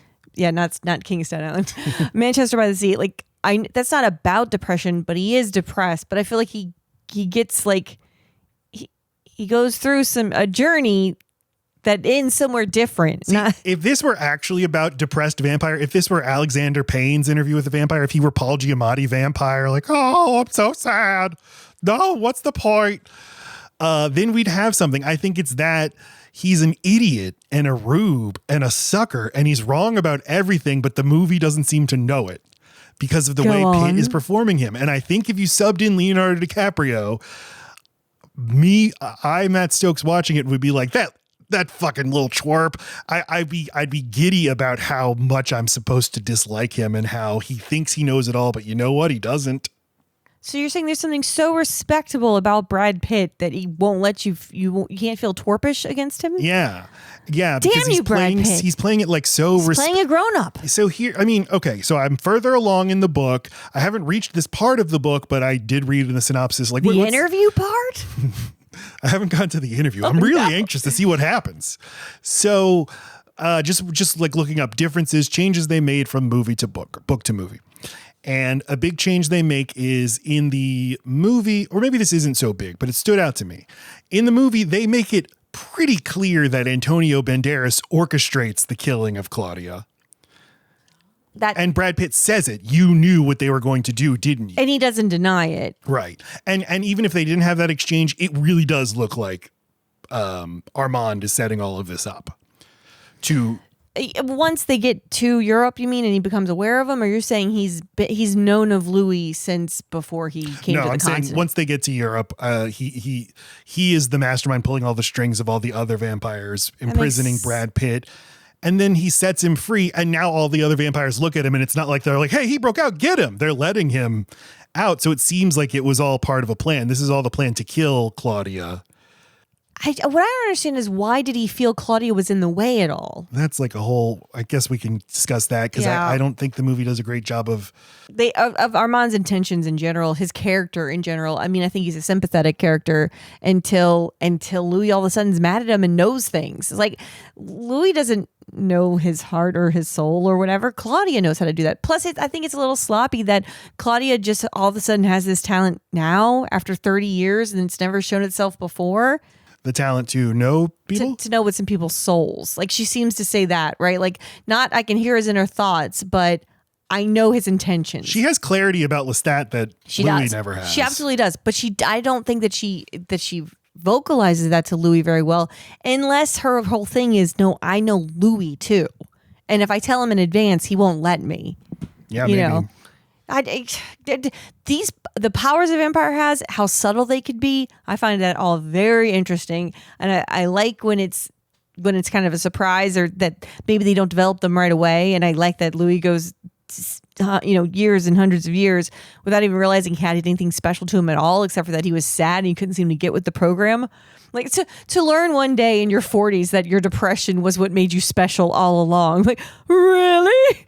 Yeah, but with your Cheetos stained hands, but and your hair. Like, you mean it? Oh, there's the DoorDash guy. Thank you, DoorDash. He's getting a hug. But it's only special in that, like, good news, you'll get to keep living. The central conceit here is like the curse of the vampire is that you have to live and it's going to kill you with how bleak it is and how lonely you're going to feel. See, because I think the other ones, maybe so, but I feel like the other ones seem to die of excess. Well, that's blowing their load. But excess decadence is a response to this going on and on forever, to eternal life. It's the finitude of life that gives the meaning to the things. The Donald Trump of it all, the Weinstein of it. But like I got all the money, I've got all the fame, I've got all the stuff. Now I need to do something weird. Mm-hmm. Like what else is there to do except for fuck with people? I know who's defenseless. Poor young girls. Get in here.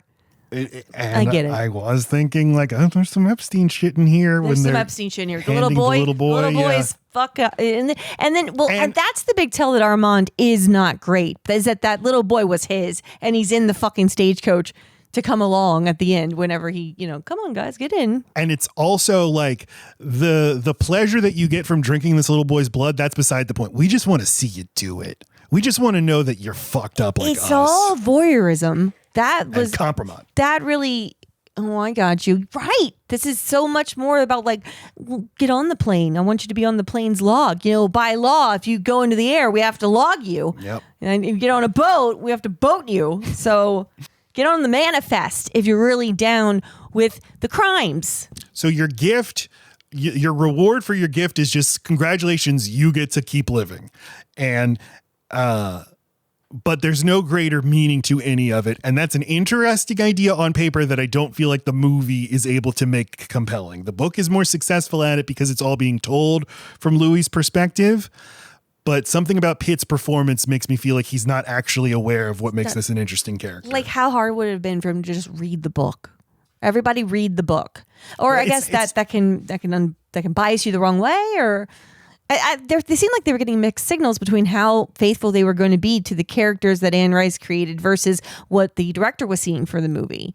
So it's hard to say. Here was the source material. I think the director gets it. For whatever reason, in the wooden way he speaks, in the dumb expressions he constantly makes, and in the fact that he's just always giving just bland narration. And then I was like, we were two orphans on the sea. But I want to point out, I love his different decades of dress, though, because I love that the framing device is him dressed as a Pulp Fiction character. He just looks like the saddest, most boring hitman. Or muscle, whatever the fuck. He could be he's the third Vega brother. And he's talking to Christian Slater about Alabama. I forgot to ask, in True Romance, does Christian Slater and Brad Pitt, are they on screen at the same time in that movie? I don't remember. I don't remember. So the change that they made with the Armand thing is that in the book, Brad Pitt, Louis, and Armand, after Louis kills all of Armand's coven, he and then Armand go spend several years wandering Europe together, and it's not clear if Armand knew about the death of Claudia or orchestrated the death of Claudia or not. So it's ambiguous. And I think that that's a more interesting change because the move, like, I don't think Louis would ever be smart or cunning enough to figure out that Armand, just like Lestat, is a manipulative, mean, controlling man. I for sure thought Armand was going to turn out to be the maker of Lestat and be the reason why Lestat is the way that he is. He is, right? Okay. They don't say that in this movie. He says that he's the one who made I don't think that, Lestat. What? Yeah, they do. I didn't watch it 3 times like you. But do you see what I'm saying? Like the book, he never actually learns or he suspects, but he never gets confirmation. Thinks maybe you did kill my daughter, but I'm still going to pal around with you anyway for years. Well, what else is there to do? Well, right. But what's 50 years? That's more keeping with a person who's prone to just seeking out people who are going to control and abuse you for years and years and years. I mean, whenever Lestat wasn't controlling and abusing, Claudia stepped in. I mean, I know that this is daughter, but she was in control. Mm-hmm. So yeah, he's just a wandering soul that needs someone to tell him what to do. And he's bored as hell. Bored and sad. That's just the worst 2 things. And that's doesn't even have the balls to just step on the sun and kill himself. So really, like, your reward is you get to live. I don't know. Armand might just realize, like, that's the thing you don't want the most is to keep living. So I'm not going to kill you because you're too much of a pussy to do it yourself. I don't mean to be talking like pro suicide over here. I'm specifically for vampires. Yeah, just for vampires. Just for vampires. Like it's not a reward at all. He would have rather died with his daughter. He would have rather died with his daughter and his wife before he became a vampire. But he just keeps it going out of obligation to what? Was he going to like teach another vampire to be sad a lot? Is he just going to be a big bummer? The disconnect for me comes from liking the movie, liking so much about the movie, but when the leap has to come, Brad Pitt, you're so special that I just don't buy that. All the things Laci just said, that's what makes you so special. And I'm still thinking, so what? I get, but you're saying special is a good thing. I think special here just means you're different from these other people. That doesn't mean, a rotten apple is different from all the good ones. Special. Then we have the tension of, well, then why is the main character the least interesting person in the movie then? Why? And I have to constantly hear him talk. Is it a commentary on how selfish depression is because it's completely introspective and they are the main character? Yes. Everything is through their eyes. They see everyone at their speed or it's like too fast. Which is why I find the ending so invigorating when you are finally not watching Louis tell his own story and Lestat comes in and takes over and he's like, I'm cool, Dad. And you're like, finally, something's going to happen. And maybe nothing that I just saw is true. Maybe Louis is full of shit just like Lestat is. But his version of being full of shit is I tell everything about how I learned all these lessons about how smart I am and how sad everything is.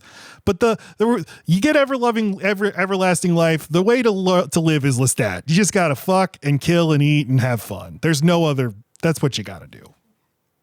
So the movie opens on the Golden Gate Bridge. The movie. It's kind of interesting that the on-screen title is Interview with the Vampire Chronicles. Sorry, so wait, this is in California? I told the child this was New Orleans. Well, the interview takes place in San Francisco. Yeah, looks a little New Orleans-y to me. Well, you can tell because it says Port of San Francisco. I don't read things. So and then the camera goes down into a crowd of people. And there is an interesting thing where it's like, it's at ground level with all these people. And some people are like looking at the camera like the camera's a real person. Yeah. And then the camera swoops up like it is a vampire, like a lurking presence observing everything. Maybe the camera literally is supposed to be Lestat. I like that. But that's very Lost Boys. Lost Boys does that a lot. Like you fly with the first person perspective with the camera. Okay. Something very easy, like film semiotics to make you feel like a vampire is I get to move in all these weird ways that I wouldn't get to move otherwise. The whole thing that I say with like, give me $1 million and I'll give you me making a crime happen on accident. It's just such an interesting, I just feel like it's so easy to accidentally commit a crime when you've got a lot of access to things, money or abilities. Like I can literally fly from this street to this street. What is stopping me from just punching a small child in the face and then flying to another street? Has nothing to do with me. The answer Kicking is a dog. Yes, the answer is nothing stopping you, and you would. And that's why Brad Pitt's so annoying in this movie. It's like, but I'm so moral. He can't do anything. He doesn't get any power. Also, not moral enough to free your slaves. Also, he just walks around. He's not fast. He doesn't even know he's special. He can't like fucking know things in a different way than other people. Like he can't do what Lestat does. Mm-hmm. They don't show him being super powerful and strong ever, do they? Only in the very last scene with Christian Slater, when he gets mad at Christian Slater. And I also don't buy that part. Now I'm angry at you. Have you learned nothing from my amazing story? And Christian Slater's like, whoa, man, put me down on the ground. I don't know. And, So we're 20 seconds in. For Golden Gate Bridge. All right. We meet Brad Pitt in his hangar.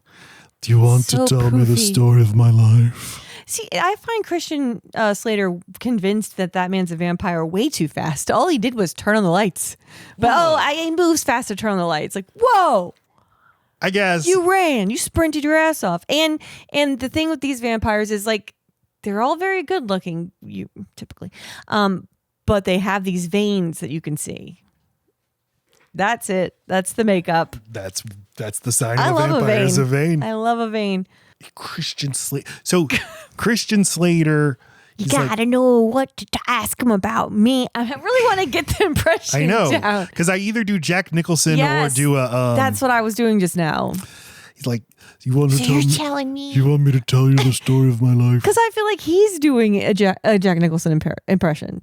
That's Christian Slater's Slater. whole thing, is that he's Jack Nicholson. He even like puts his hair back, I just sound like I'm crawling from underneath a staircase, though. He's like, that's what I do. I interview people. I'm a collector of lives. Stories.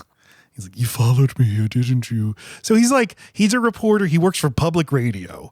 And this is some public radio shit. Is I just like interview people and they tell me about their lives and then people listen to it. Like, yeah, you could never put this on the radio for profit because no one would care. It usually leads to ass, cash, or grass. In this case, none of those things. It led me to crash. Oh, I went crash. It's true. It does lead him to crash. All right. What do you do? I'm a vampire. Matt, you cannot switch between these the whole time. Is that what's going to happen? You know what? I always end up liking your voices much more while I'm listening to the episode than in person. So I know. It's do what you will. It's a lot of fun. Oh, okay. If you do say so yourself. I mean, just the fact that that Louis wants to tell his story, I feel like tells you a lot about him. Is he's like your influencer boss who's like, I got a lot of wisdom I've learned from being a personal injury attorney for 13 years. How many hundreds of years does he need to walk the earth before he decides to tell this story? Or are you under the impression this is like the fifth guy he's grabbed and Lestat's like, come on, again? Is that why Lestat's flying around following him? Like, this guy's got a little pen and a little pad. I love there he that. goes again. I love that. I mean, Lestat at Tell the end our secrets. Is very much acting like this is the first time he has done this, but it would be fun if he's like, Brad Pitt's always telling some reporter the whole. Well, he's trying to blow us up, right? He's trying to make people aware that we exist so that like when crimes are happening, there's only so many places in a city you can go drain a couple people dry every single night and not eventually have to move. That's such a pain in the ass. You don't have special moving discounts or whatever. You got to get a U-Haul just like everybody else. You got to pack all your shit just like everybody else. I'm just saying, moving to a new town, it's not nothing. No. So I don't need this fucking sad vampire who hates our kind telling everyone about us, making it real hard for us to fucking have a good time. I'll bet that is what he does. And You're rat. And I'm very much on the side of whoever is against Louis for that very reason. Yes. He's eaten so many of them that he's become one. So I was waiting for you. I was watching you watch me. And Christian Slater's like, what were you going to do? Kill me, drink my blood, that sort of stuff. So Louis convinces him very fast that he's a vampire. I mean, you say that Christian Slater's convinced way too fast, but it is the thing of you're watching a movie and you don't want so much shoe leather to be spin on. Sure. Come on, I don't believe it. Yeah, no, I'm thankful in the long run. But it's so fast because it's done with the lights off. Like the trick is that he turns the lights on real fast, but that's also a smart little trick, meaning they didn't have to do any special work to show his trick happened in the dark. You just have to believe Christian Slater. So the story begins, and in the novel, I told you about the weird way the story is told in the novel, where it's in third person, but most of the book is Louis is literally just dialogue between these two. So it's Louis just telling his story out loud to the reporter, leaving it to the reader to just picture it all. Right. So he's not describing anything that tells us what people look like, Claudia's hair. I mean, if he chooses, sometimes he will, but it's like it's not as if the book will then like switch to a third person or a first person perspective. It is always, you are always just listening to their conversation. And the book always refers to him as the vampire and the Christian Slater character as the boy. Isn't it interesting? Boy. Yeah. It's interesting that it's interview with the vampire and not a vampire. It does make it seem like he's the last one. Yeah. Interview with the... Which I always thought it was interview with a vampire. Oh, yeah. Until you just said that, I did not know. Oh, okay. With the vampire. Yeah. The vampire. Well, maybe it's the only one he ever met. But that's not true. Well, it's the only one he ever met and could write it down. He died right after the other one. Yeah, I think this is maybe the first time I felt so acutely that this is a plantation owner. And watching Django Unchained 2 days before this really made for a weird juxtaposition of who the fuck am I rooting for. I mean, I think I'm always rooting for the slaves, but like the way... So...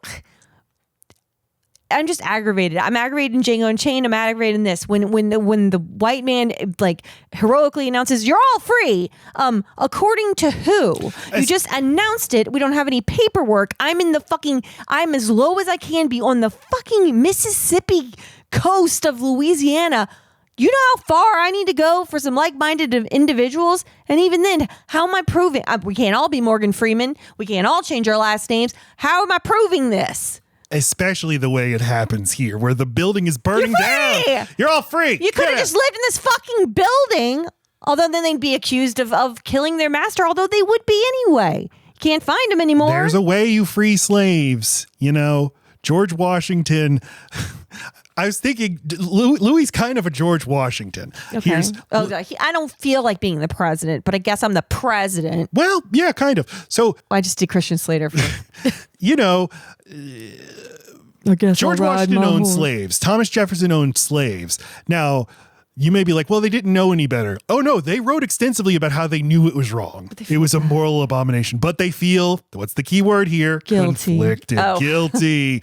Oh, I feel so bad for them. I don't know. But if I didn't have them, I wouldn't have the power I had in which to tell people how bad slavery is. Without all my helpers here, I would be doing all the labor and wouldn't have any time to tell everyone how bad all the labor helpers have it. And so George Washington literally freed his slaves when he died in his will. When I can get not a second more use out of you, then you're free. But at least there's fucking paperwork. I just feel like you should have to announce it on TV. And there was no TV then. So that is a problem. Like you need to know, they need to have first and last names. They need at least some sort of number that is official. God forbid it's a social security number, wherever that happens. Well, there actually are like legal instruments you could draw up to do this. It is interesting. A bill of sale. Yes. It's ghoulish to say, but they were legally property. That is what they used in Django Unchained, and that they literally had freedom papers. Now, who can you get to respect these papers? It's the freaking men that are out there like transporting people back and forth who can't read that I'm going to like hand these papers to. No, I trust a white man now. Let me show you my papers. God, that we still do shit like this today. This movie's attitude, I think Anne Rice, you know, her heart was in the right place. She's a woman who grew up in New Orleans and knew slavery was wrong, but also is like, yeah, but like his slaves like him. They're nice to they worry about him. They say the indoor girl does, I guess, but like she talks about how they're worried. The other slaves are worried about you. They're worried for you. They need their master. And I know that the household like slave is going to be different in attitude, but I think that this attitude is kind of like, well, he was one of the good ones. He was one of the good slave owners. But then that goes to say, if you are going to be bought by someone and then have to work someone's property in the Louisiana heat, and at least this guy's not mean to you, and he does not like encourage people who are in charge of watching to kill, and he's not a Lestat. He's not like, do something weird to that one. Now I'm going to rape this one. He does seem to like to have sex with the one that's inside. But But what my point is, I could see you as a slave who feeling like that's all that's going to happen with your life, hoping that this situation stays just like this. And when the wife and the child dies and it's just this depressed guy, I can see you feeling like, oh, okay, I guess I'm going to have to fucking get used to a whole other living condition, split up with my friends and family. Like, yeah, I'd say the slaves are invested in their owner not going fucking insane if they're not going to be freed and then taken to safety. And what does safety even look at? Like, they don't have money. Oh, this makes me crazy. Setting it here in 1791, he says, I was the master of a large plantation just south of New Orleans. He always says New Orleans, which some people from New Orleans, some older people call it that, New Orleans. It didn't bother me. It didn't stand out. The exterior of the plantation was filmed at Oak Alley Plantation in Vacherie. The interior is Destrehan Plantation, where I went on several field trips. And that's the one I went to a wedding to. Yeah. That's the big one. But 1791, this is kind of before the era of like in the book, he says he's talking to Christian Slater and he's like, now these weren't the slaves like, from movies. They were literally from Africa. The transatlantic slave trade closed in 1798, I believe. From then on, all slaves were born in America. Okay. And this was before the takeoff of the giant cotton plantations. So even though he has a large plantation, you can think of him as kind of like a small businessman. Yeah, right. There's not a crop. There's just a land to work. And I think that also contrasts him with Lestat, who's supposed to be an old European aristocrat. Okay. Even though Tom Cruise doesn't really play him that way. But I think that their kind of different outlooks on life come from their class positions. Sure. Where Brad Pitt actually thinks he's doing good in the world, and Tom Cruise is jaded enough to realize, no, we're not. Wait, would you call this early slavery then, or mid, or late? This is just before the super cruel, almost industrial scale slavery. Of cotton, which is a very, very dangerous. Crop to work. Right. This also is very cruel and horrible too, but I think that it's deliberate, setting it here, not setting it in Virginia or Mississippi, and setting it in the 1790s rather than the 1840s is a deliberate choice, I think, to mark him as before the truly became the historical all-time monstrosity that it would become. Okay. Again, not saying it isn't monstrous and immoral here too. But they're trying to save him a little bit of face here. We can't start off with Louis a monster. Yeah, he can't literally be like an old Southern colonel, sitting on a cotton plantation. Right. But still, I brought up George Washington to illustrate people at the time knew it was wrong. Slave owners themselves would say oh, this is very wrong what I am doing, but I will continue to do it. And this moral man never says maybe I should not be doing this anymore. Right. At least fucking address it. It is strange. I don't know if in the book if it's ever addressed. Nope. So he has lost his wife and child while she gave birth. That's a big change from the book. In the book, he didn't have a wife. He had a brother who died. So this is supposed to be a bigger loss. And he just wanted to lose it all, his wealth, his estate, his sanity. But we see him deliberately cheat at cards and then tells the guy he cheats come on, shoot me in the chest, and the guy won't. Right, they're trying to give a couple just of examples of him being reckless, and I'm like, Bella could do better. She at least gets on the back of a motorcycle. She goes cliff diving. You're just taking your shirt off in a bar where everyone thinks you're hot. Not impressed, Brad. Bella, put your seatbelt on. And then we see Tom Cruise as Lestat taking in the scene. That guy. Something about that guy. He seems just desperate enough, and I love his mansion. And he goes and intervenes, picks him up, chomps him on his neck, levitates up as this angelic music plays, and then it's the sexiest fucking thing ever.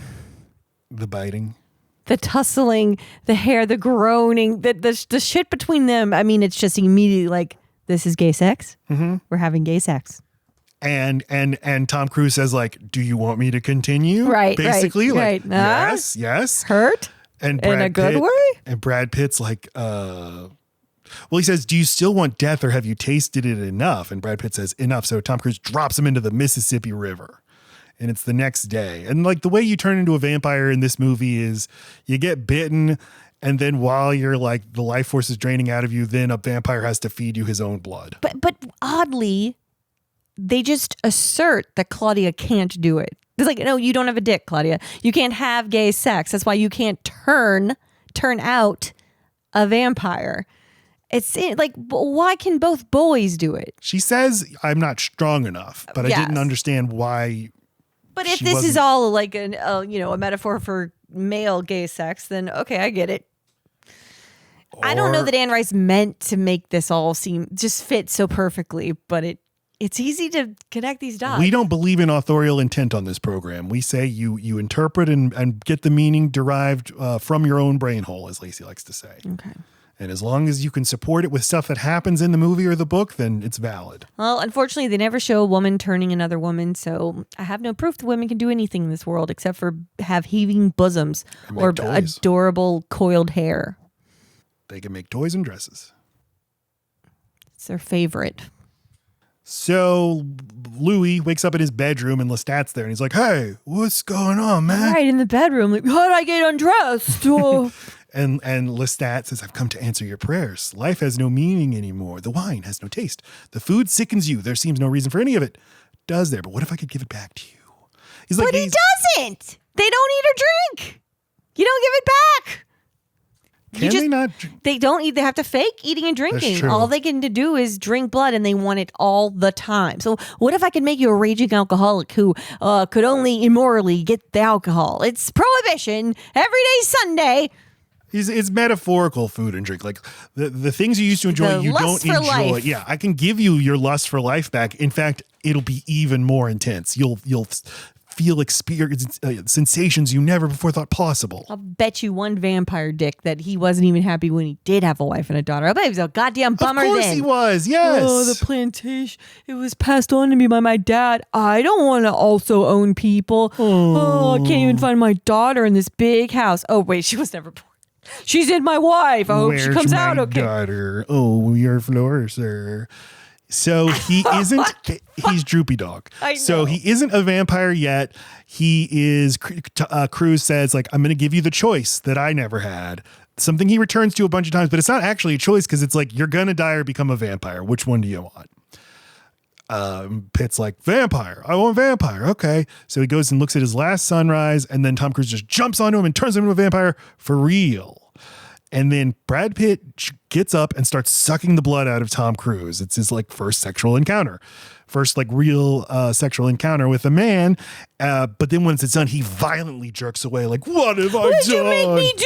Oh my God, you're gay? And then he starts going like violent convulsions, and Lestat's like, your body's dying. Pay no attention. Happens to us all. Okay, this drives me crazy. They go on for just a little bit too long than they should if they can't have receipts for this, with how you really can't explain it to a human. It's just different. Things after, it's like, how do you remember, Lestat? You've been alive for hundreds of years this way. What do you even fucking remember? You're still looking at statues and going, ooh. No, you're looking at statues going, their eyes move. Because that's the only fucking difference you showed us. Like, you really can't put it into human words, except for we'll give you this one example. You see that statue? Its eyes moved. I think that the eyes moving on the statue is wonderful. Yes, so do more cool. stuff.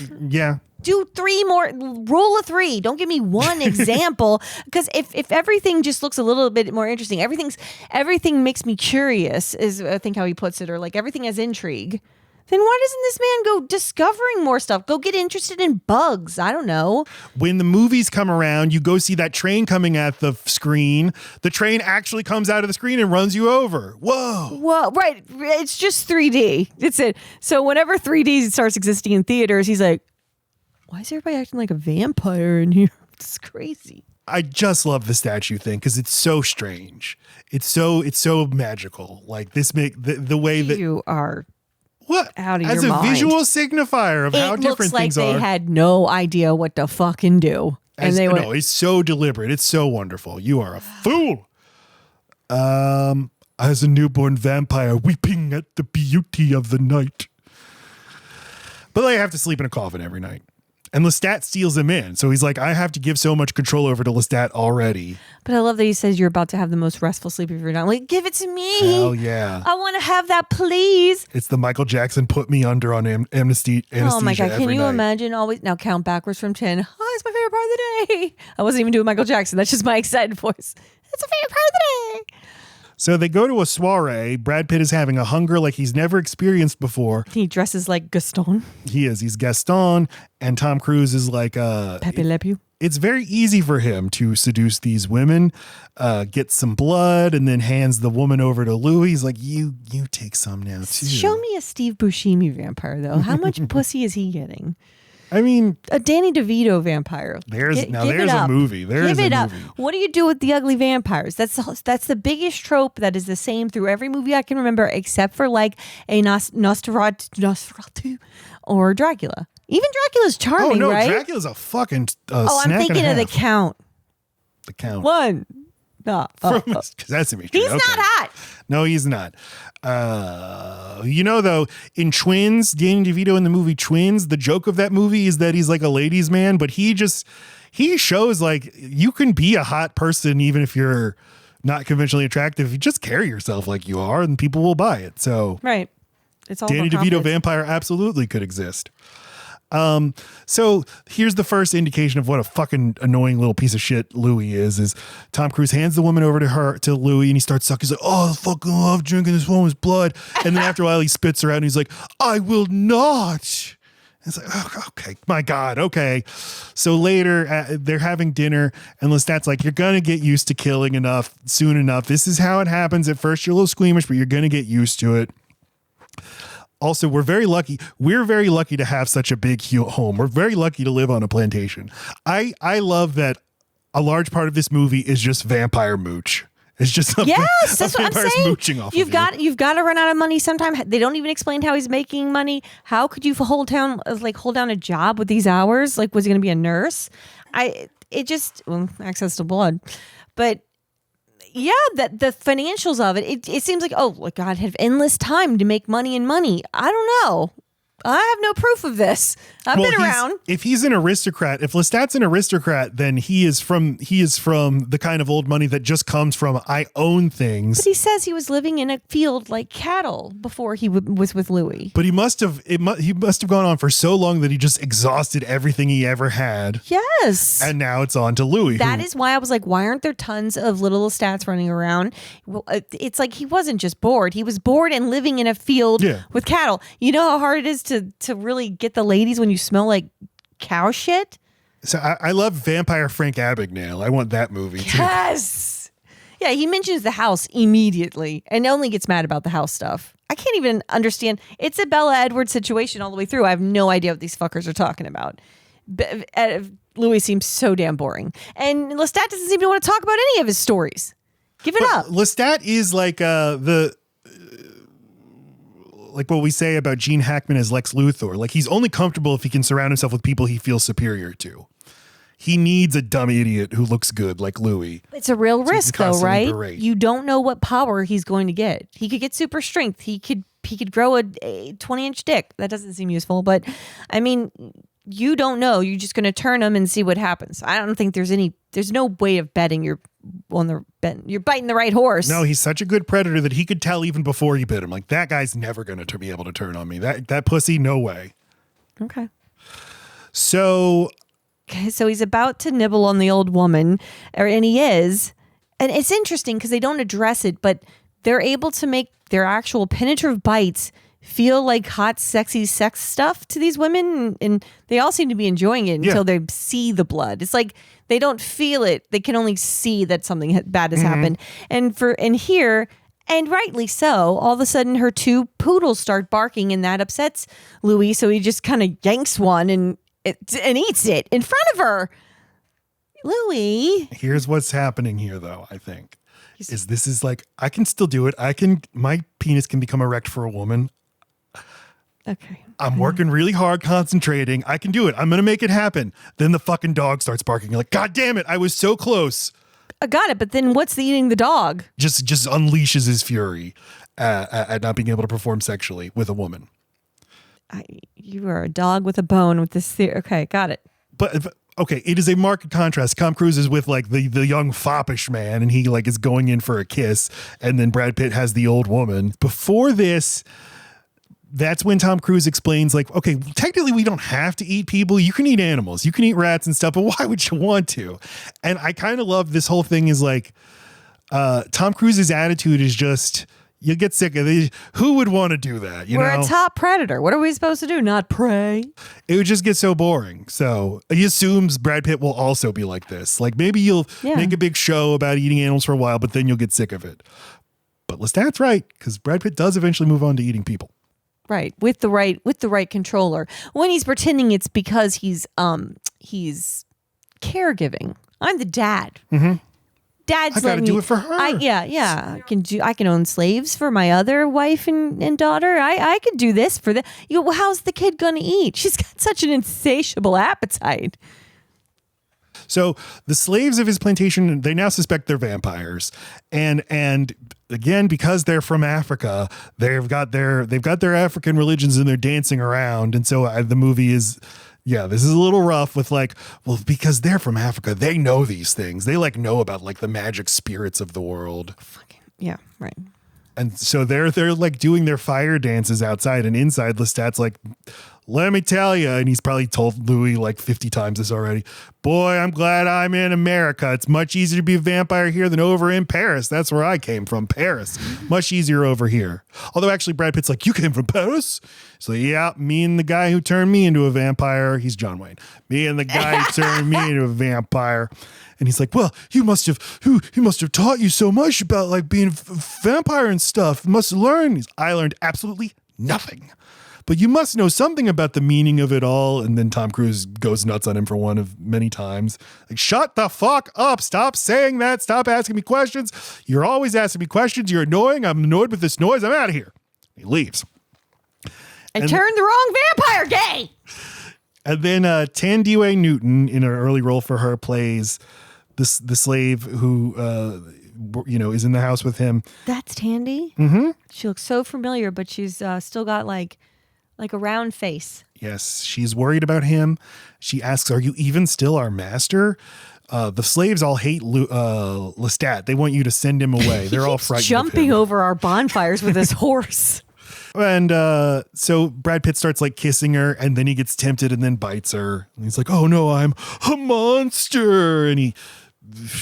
Unclear if she's dead, though, when he delivers her to the other slaves. Yes, so he goes outside. They all have torches, and he's like, hear me now. This place is cursed, and your master is the devil. Run away now. You're all free. Right, don't worry. I set all of it on fire. There's nothing even for you to sell or eat. I had an entire feast that this lovely lady cooked for me. You guys look hungry. I burned it to the ground. Bye. I'll take the only horse, thank you. Executed bill of sales are all up in my desk. Right. Oh, oh fuck. So I didn't think that one through. Someone needs their coffee. Tandy? This is the first of 3 times he will start a literal fire to burn down his life. He is a fire starter, yes, Yeah. and notice that right away. But he starts like an idiot. He starts the fire with himself inside. He's like, oh shit, I can't get out of my house. It does the first floor before the second. Like, no. That's going to rise. Get out of there. But this is a time where it's very easy to burn things down. Like just a little bit of, Well, I was like, oh no, something like that could lead to like one of the fires that literally, I mean, New Orleans burnt down to the ground twice in its history. And I was like, okay, it can't be this though. This is like in the Bywater or something. This is far enough away. And then he burns down his fucking like French Quarter chateau, and yeah, the entire town that's so funny. They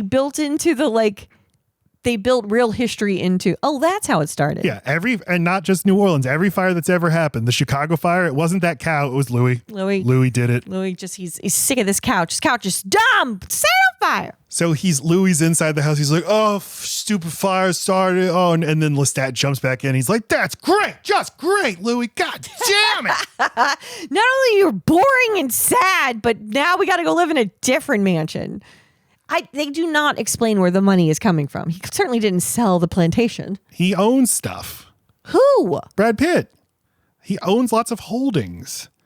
He says in the narration at some point, it's just too boring to notice. He's like, I had sold some of my stuff so they'd have more. I was an early investor in Google. I mean, yeah, don't even worry about it. I did it. I believed in the railroad. So Louis wakes up in a tomb and Lestat's there and he's like, hey, what's going on? And Louis like, we belong in hell.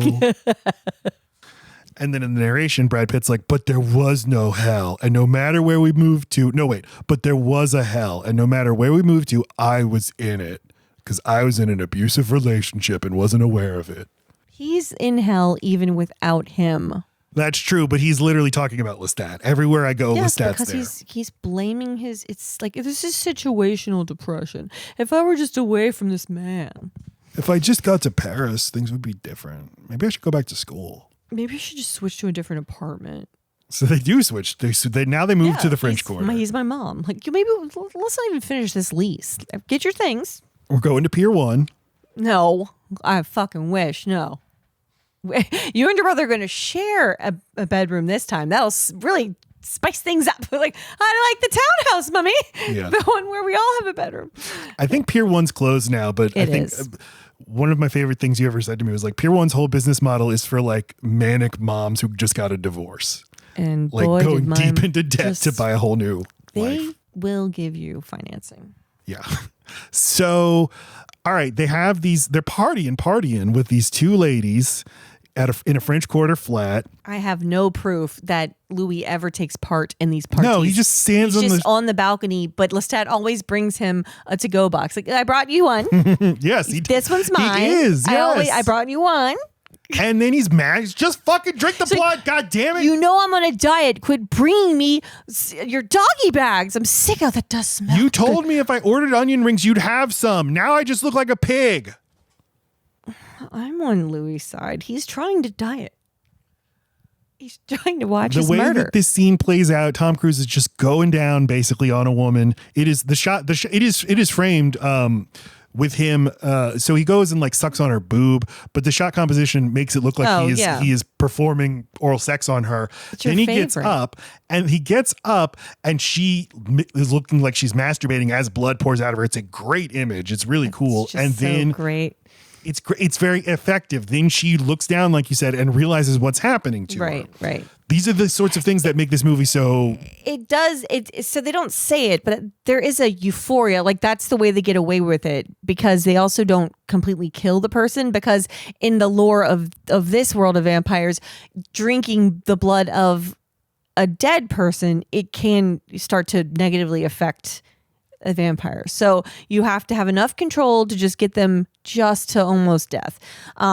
So since you can't just kill a person and drink them, which would be the quiet way to do it, it must be that the piercing sends them with like a euphoric feeling for a long enough time for you to drink. And he drains some of her blood into a goblet and hands it over to Louis. Like, just drink it. And Louis like, I can't, I'll go to hell. And so Tom Cruise, in I think my favorite moment of him in the movie, he just starts lashing out. This is like the angry husband who won't like physically abuse his wife, but will like punch a hole through the wall. Yeah. And the way they have a coffin that they're using as their coffee table. It is wonderful. Well, you got to put him somewhere, and it's somewhere that's not auspicious. You're going to use it tonight, or today. So he's going to open it up and put the woman in. And I just grabbed this clip because I just wanted to call attention to how wonderful of a physical actor Tom Cruise is, how committed he is, the way he kicks the thing open, and just but still the grace with which he moves. Mm-hmm. Just everything every little thing he does. He's sprightly. So she's dying, and Brad Pitt's like, come on, she's suffering, pour out of her misery, dude, don't do, and Lestat's like, no, you do it, kill her, come on, kill her. I won't do it. I won't. Yeah, no, I'm facing you with a moral conundrum. It would be in her best interest if you were to kill her, but you say killing is immoral. So which is it?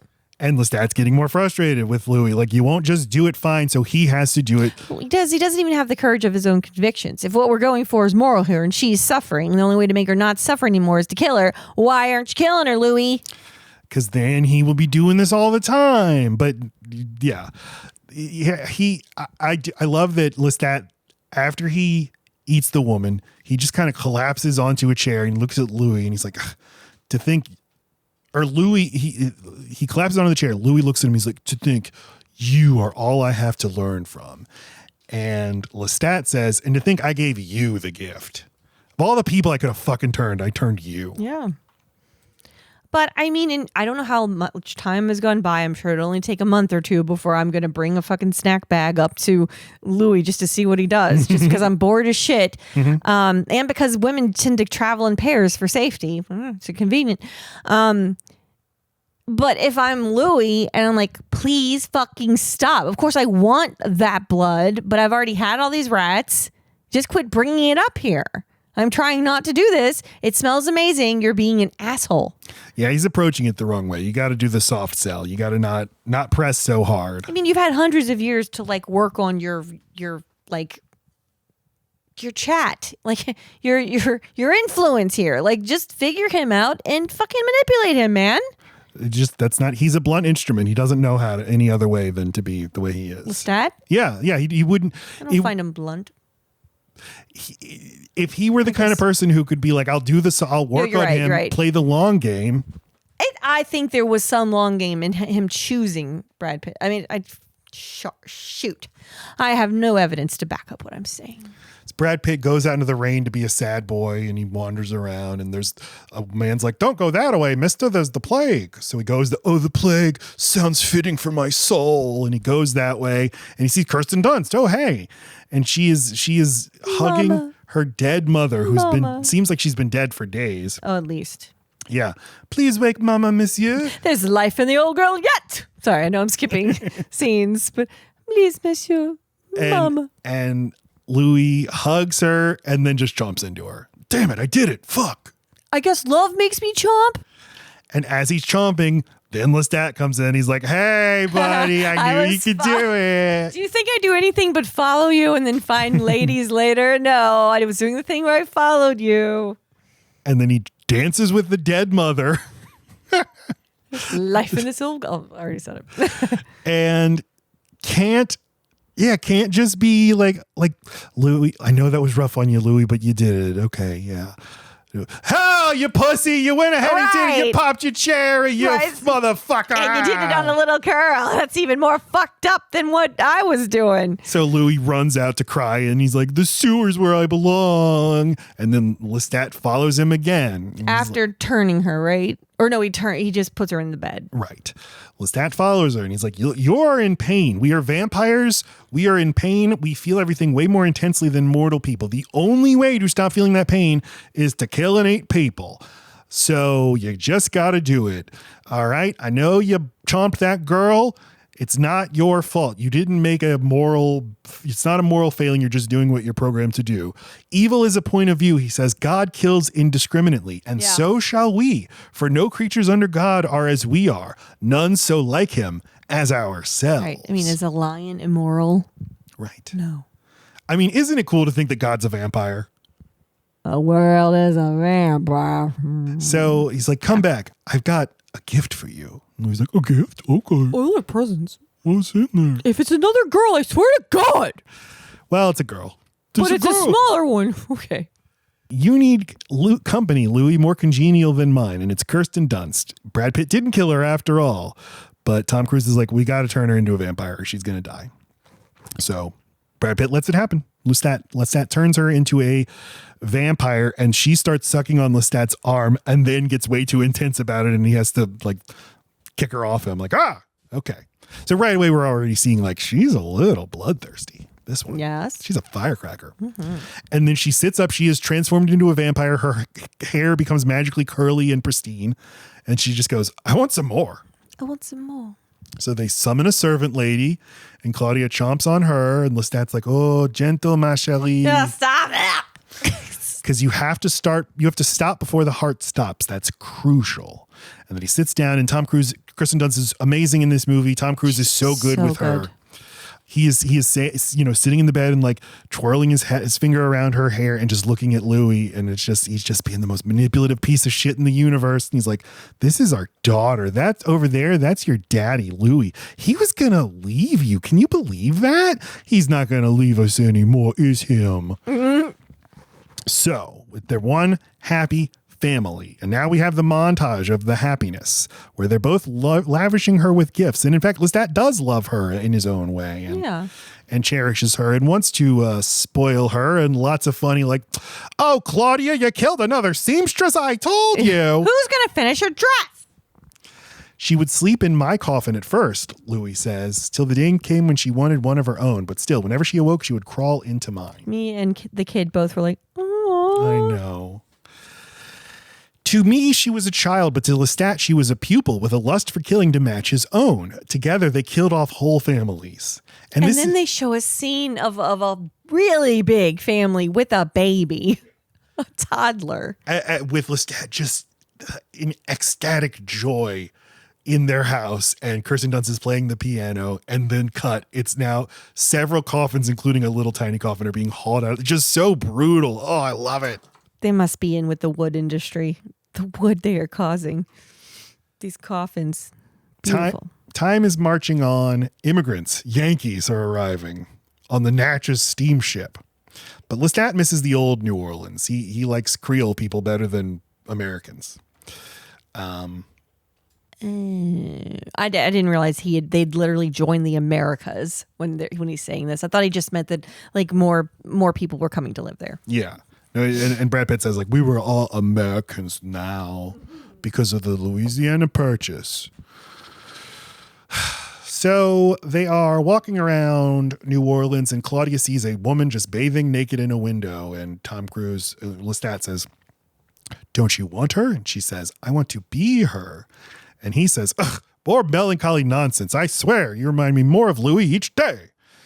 The whole thing with Claudia is decades are passing, but she is growing in the mind, but not the body. But She's still being treated like a child by the world. And Louis doesn't know it's taboo to turn a child. I'm sure he doesn't feel right about it, and he's not seen anyone else turned except for himself. So, but he doesn't know. Lestat sure the hell should know that that's not what you do. They don't really explain why, but you watch her. She's not being forever young in your beginning place, being forever underestimated, and you're a female too. Like, you're never gonna get respect and get ahead. This is wasted immortality because no one respects this. Just the trappings of being an adult, of having an adult body.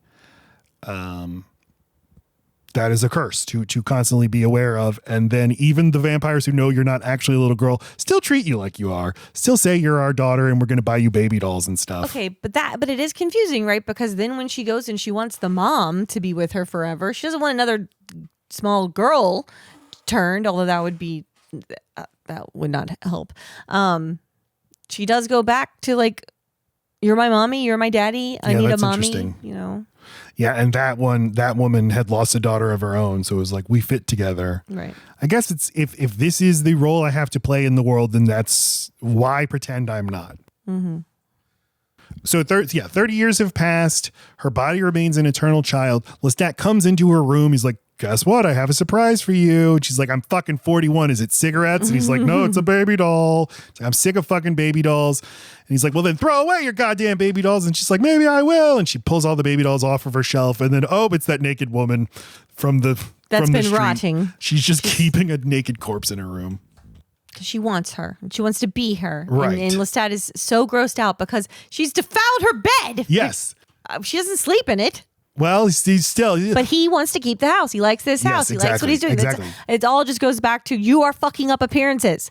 Just stop blowing up our spot. And he's yelling at her, and Louis like, "Go, Claudia, be reasonable. You can't have a corpse in your bedroom."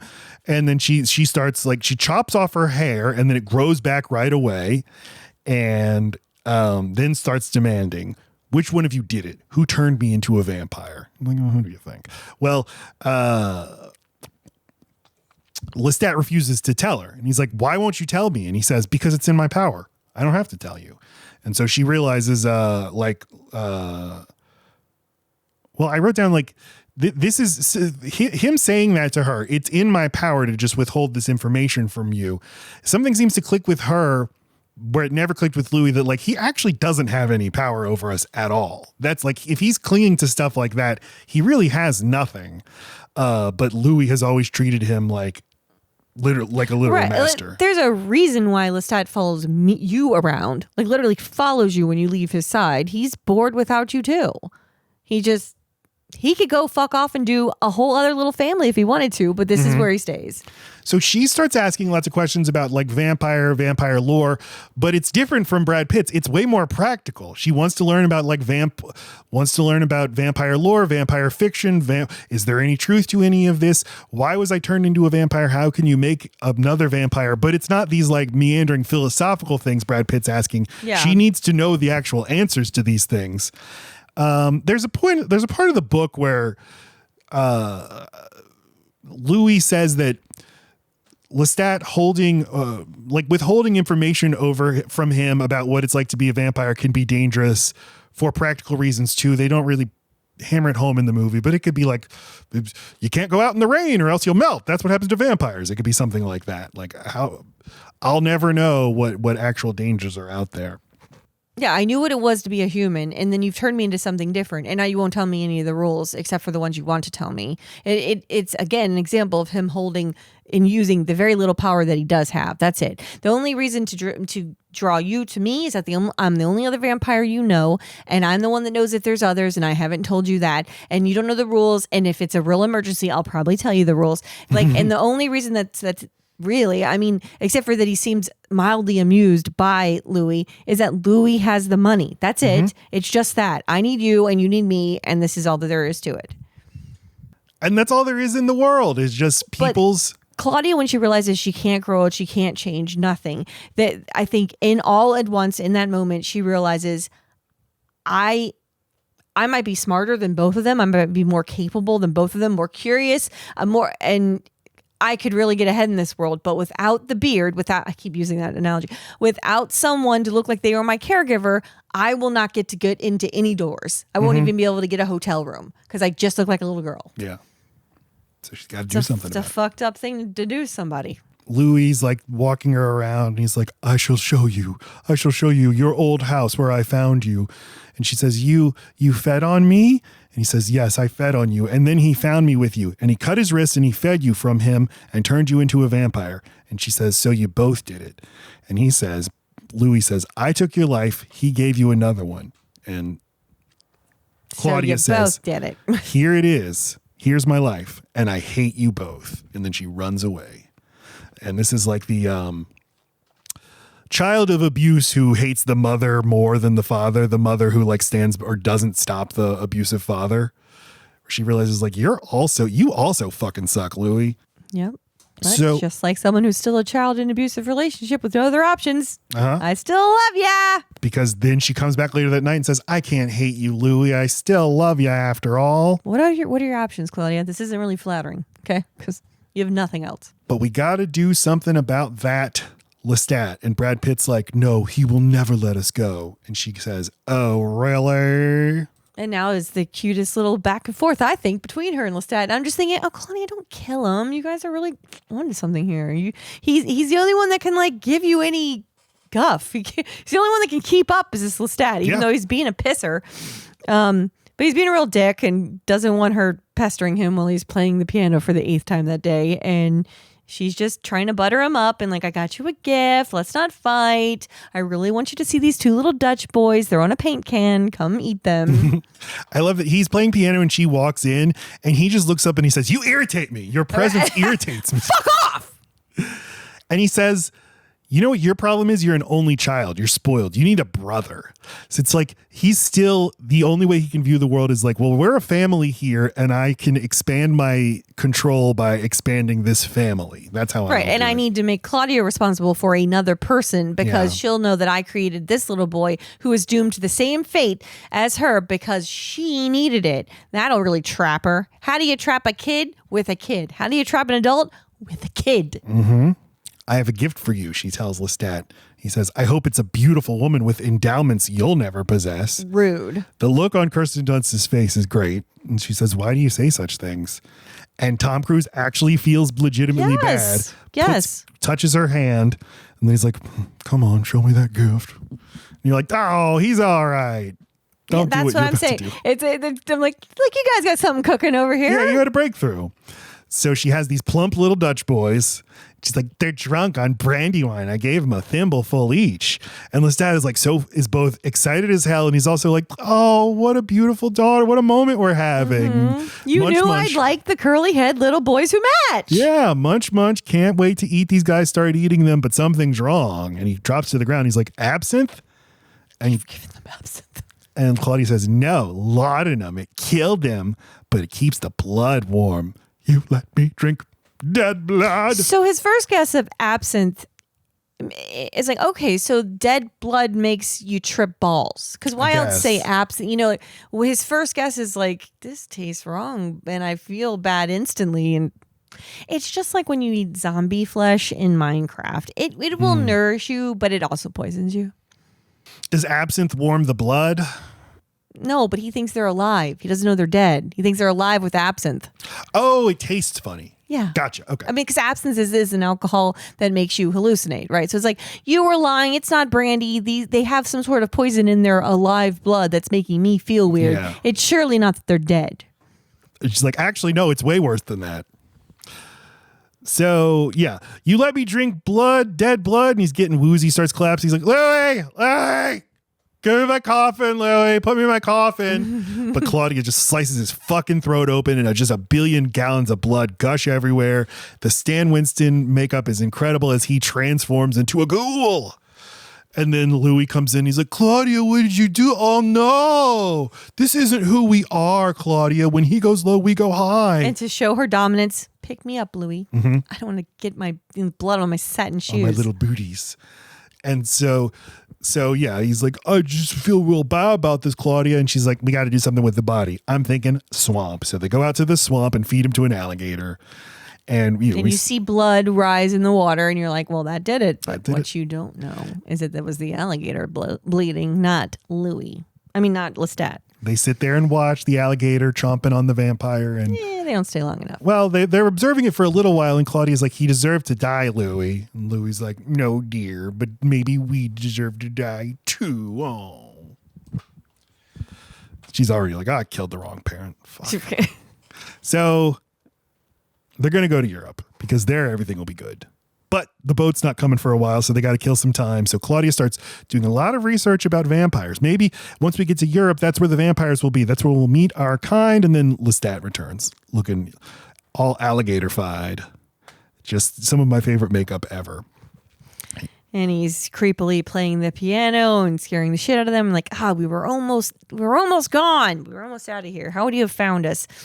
And don't worry, reaches back into his one bag of tricks and lights the fucker on fire. That's it. Sets the whole entirety of New Orleans ablaze. Well, Lacey, you're missing the iconic line.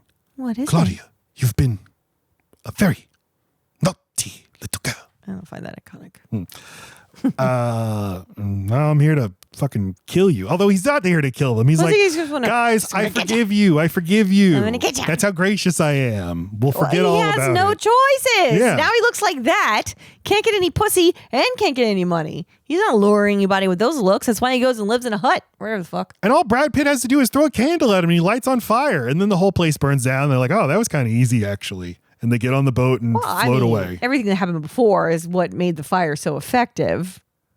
I guess. I don't know. Can they die or can't they?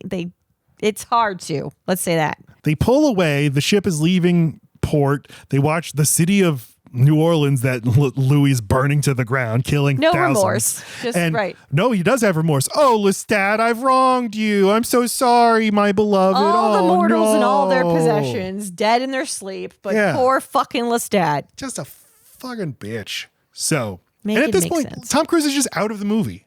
That's it. I mean, he returns briefly 2 times later in the movie, but this is it. We're halfway through the movie. And I accept it a lot easier than you do. I had zero memory of any of the Europe stuff. I'm like, how have I seen this movie multiple times and block out the fucking... I'm like, okay, it's just some sort of like campy play that we're gonna watch now, and then when it gets to the part where the lady's naked and she's pleading for her life, and I'm like, yep, that's why I disassociate from this. I'll forget this in 3 days. Oh, it's great though. It's not great. I hate it. I mean, I'm sure you love it, you fucking pervert, but I don't. I don't like watching the like horror on the entire audience's face as they realize it's been a bait and switch, and they're like, is she performing or isn't she? I don't like that. Why don't you like that? It makes me uncomfortable. I don't like it.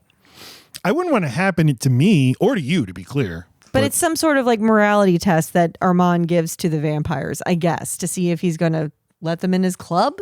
Because he's the only other vampire watching. It's like, hey, come to our performance. Their performance, see if you like it. They go to Europe. We searched village after village, country after country, and found nothing. I began to believe we were the only vampires. Then we cut to the president. Christian Slater's like, "You mean there's no vampires in Transylvania? No Dracula in Dracylvania? No, just the thoughts of a demented Irishman." So not so demented. I mean, they just might not be there anymore, Brad. Right. We are in, but they arrive in Paris. Oh, Paris, Gay Paris, 1870. Paris is the father of New Orleans, after all. Me and my wife arrived at this swell hotel and just danced the night away. And then bride. He is like, Brad Pitt is out, just walking down a cobblestone street by himself. And then as I finally stopped looking for other vampires, they found me.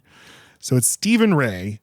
And he's like doing a little Harpo Marx routine with Brad Pitt, where he's like doing a mirror image of everything Brad Pitt does. And Brad Pitt's amused, but then he's like, "You're a buffoon," and he gets mad. Well, right, because he starts to feel there's malice in it. It's not just someone having fun; it's someone having fun with him. Okay, but also, still, this is the only other fucking I'd be bummed too if this is it.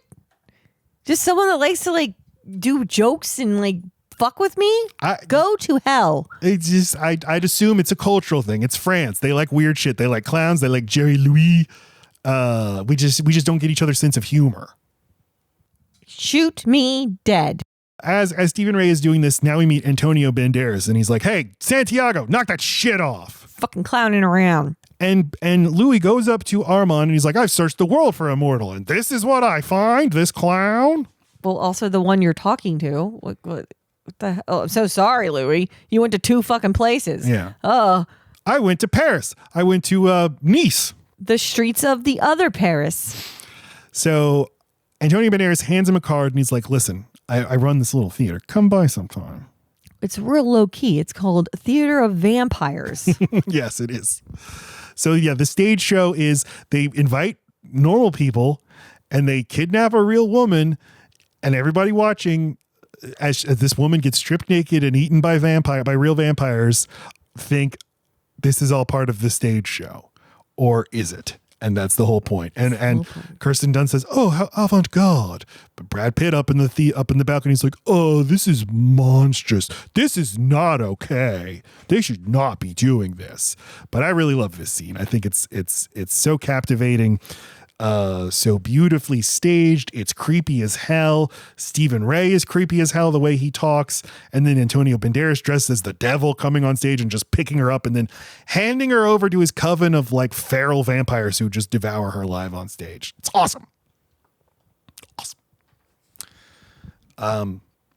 He invites Brad Pitt and like, unfortunately, honey, we have backstage passes to this show. Yeah. I don't want to be rude. So we have to go take the tour. These are monsters and I'm terrified and I can't believe we're in a den of sin, but we don't want to be rude. We paid for the upgrade. We've got these lanyards. I got the princess package. So he's giving them a tour and Brad Pitt again goes, "Monstrous." That's just everything he sees. Monstrous. No, this painting is monstrous. And Armand's like, "Yes, but very beautiful." And so then he takes out the beautiful boy, and he's like, "Here, suckle on my boy, please." Oh. And Brad Pitt's like, "Yeah, okay, I'm cool, man. I'll do it." And he reluctantly does it. Starts asking, "I want to know like so much about like vampires. Like, what's the deal with vampires?" Is he trying to interview him? That's not your thing, Louis. And well, we'll find out. He's not asking the right questions. What are we? What's the deal with vampires? What's the deal with vampires? It's like, well, I don't know, really. He's like, well, fuck. All right. This is useless. just all kinds of circular, like, well, if who made me and who made the vampire? If God doesn't exist, then what's the point of everything? And Armand's like, look, I'm the oldest vampire in the world. I've been alive for 400 years. And here's what I can tell you. Never seen a god, never seen a devil. This is all I know. What I know is you right now are very special. I'm totally not just grooming you to be my next abused target. You're the most special boy I've ever seen in the entire universe. And Brad Pitt's like, something about it made me feel very special. I don't know. He just wants to get rid of my special girl. I don't understand. There is a really cool moment where in the narration, as Brad Pitt is leaving the theater, he says, like, and I thought once again that I had wronged my poor beloved Lestat. It is, I'm sorry, pardon. It is kind of revealed that he is lying the whole time. He says, and I fell for it, Matt, that it's taboo to have a vampire so young. And then you see the little boy and you're like, oh, well, he's still alive. Okay. But then, is Claudia in danger? Or, well, they just say, it's not cool what you did. It's not okay. That doesn't make an excuse for why they would kill her. Kill him, sure. Or that's not why they're killing him. But she's at risk because her age as a vampire is taboo. Okay. Why? Because she'll tell other people she's fucking 80 years old. But then they find out, they read his thoughts, that he killed one of his own kind. So the retribution for that is that they're going to kill their own kind. She killed Lestat. That's why they're killing. He kills Lestat. That's the nominal reason, is that Claudia kills Lestat. She was in trouble because of her age. And he was in trouble. He killed Lestat. Claudia was tried, and then the fire happened. That was the death nail, they thought. Oh, yeah. Yeah. So it's all very stupid. Like, none of it makes sense.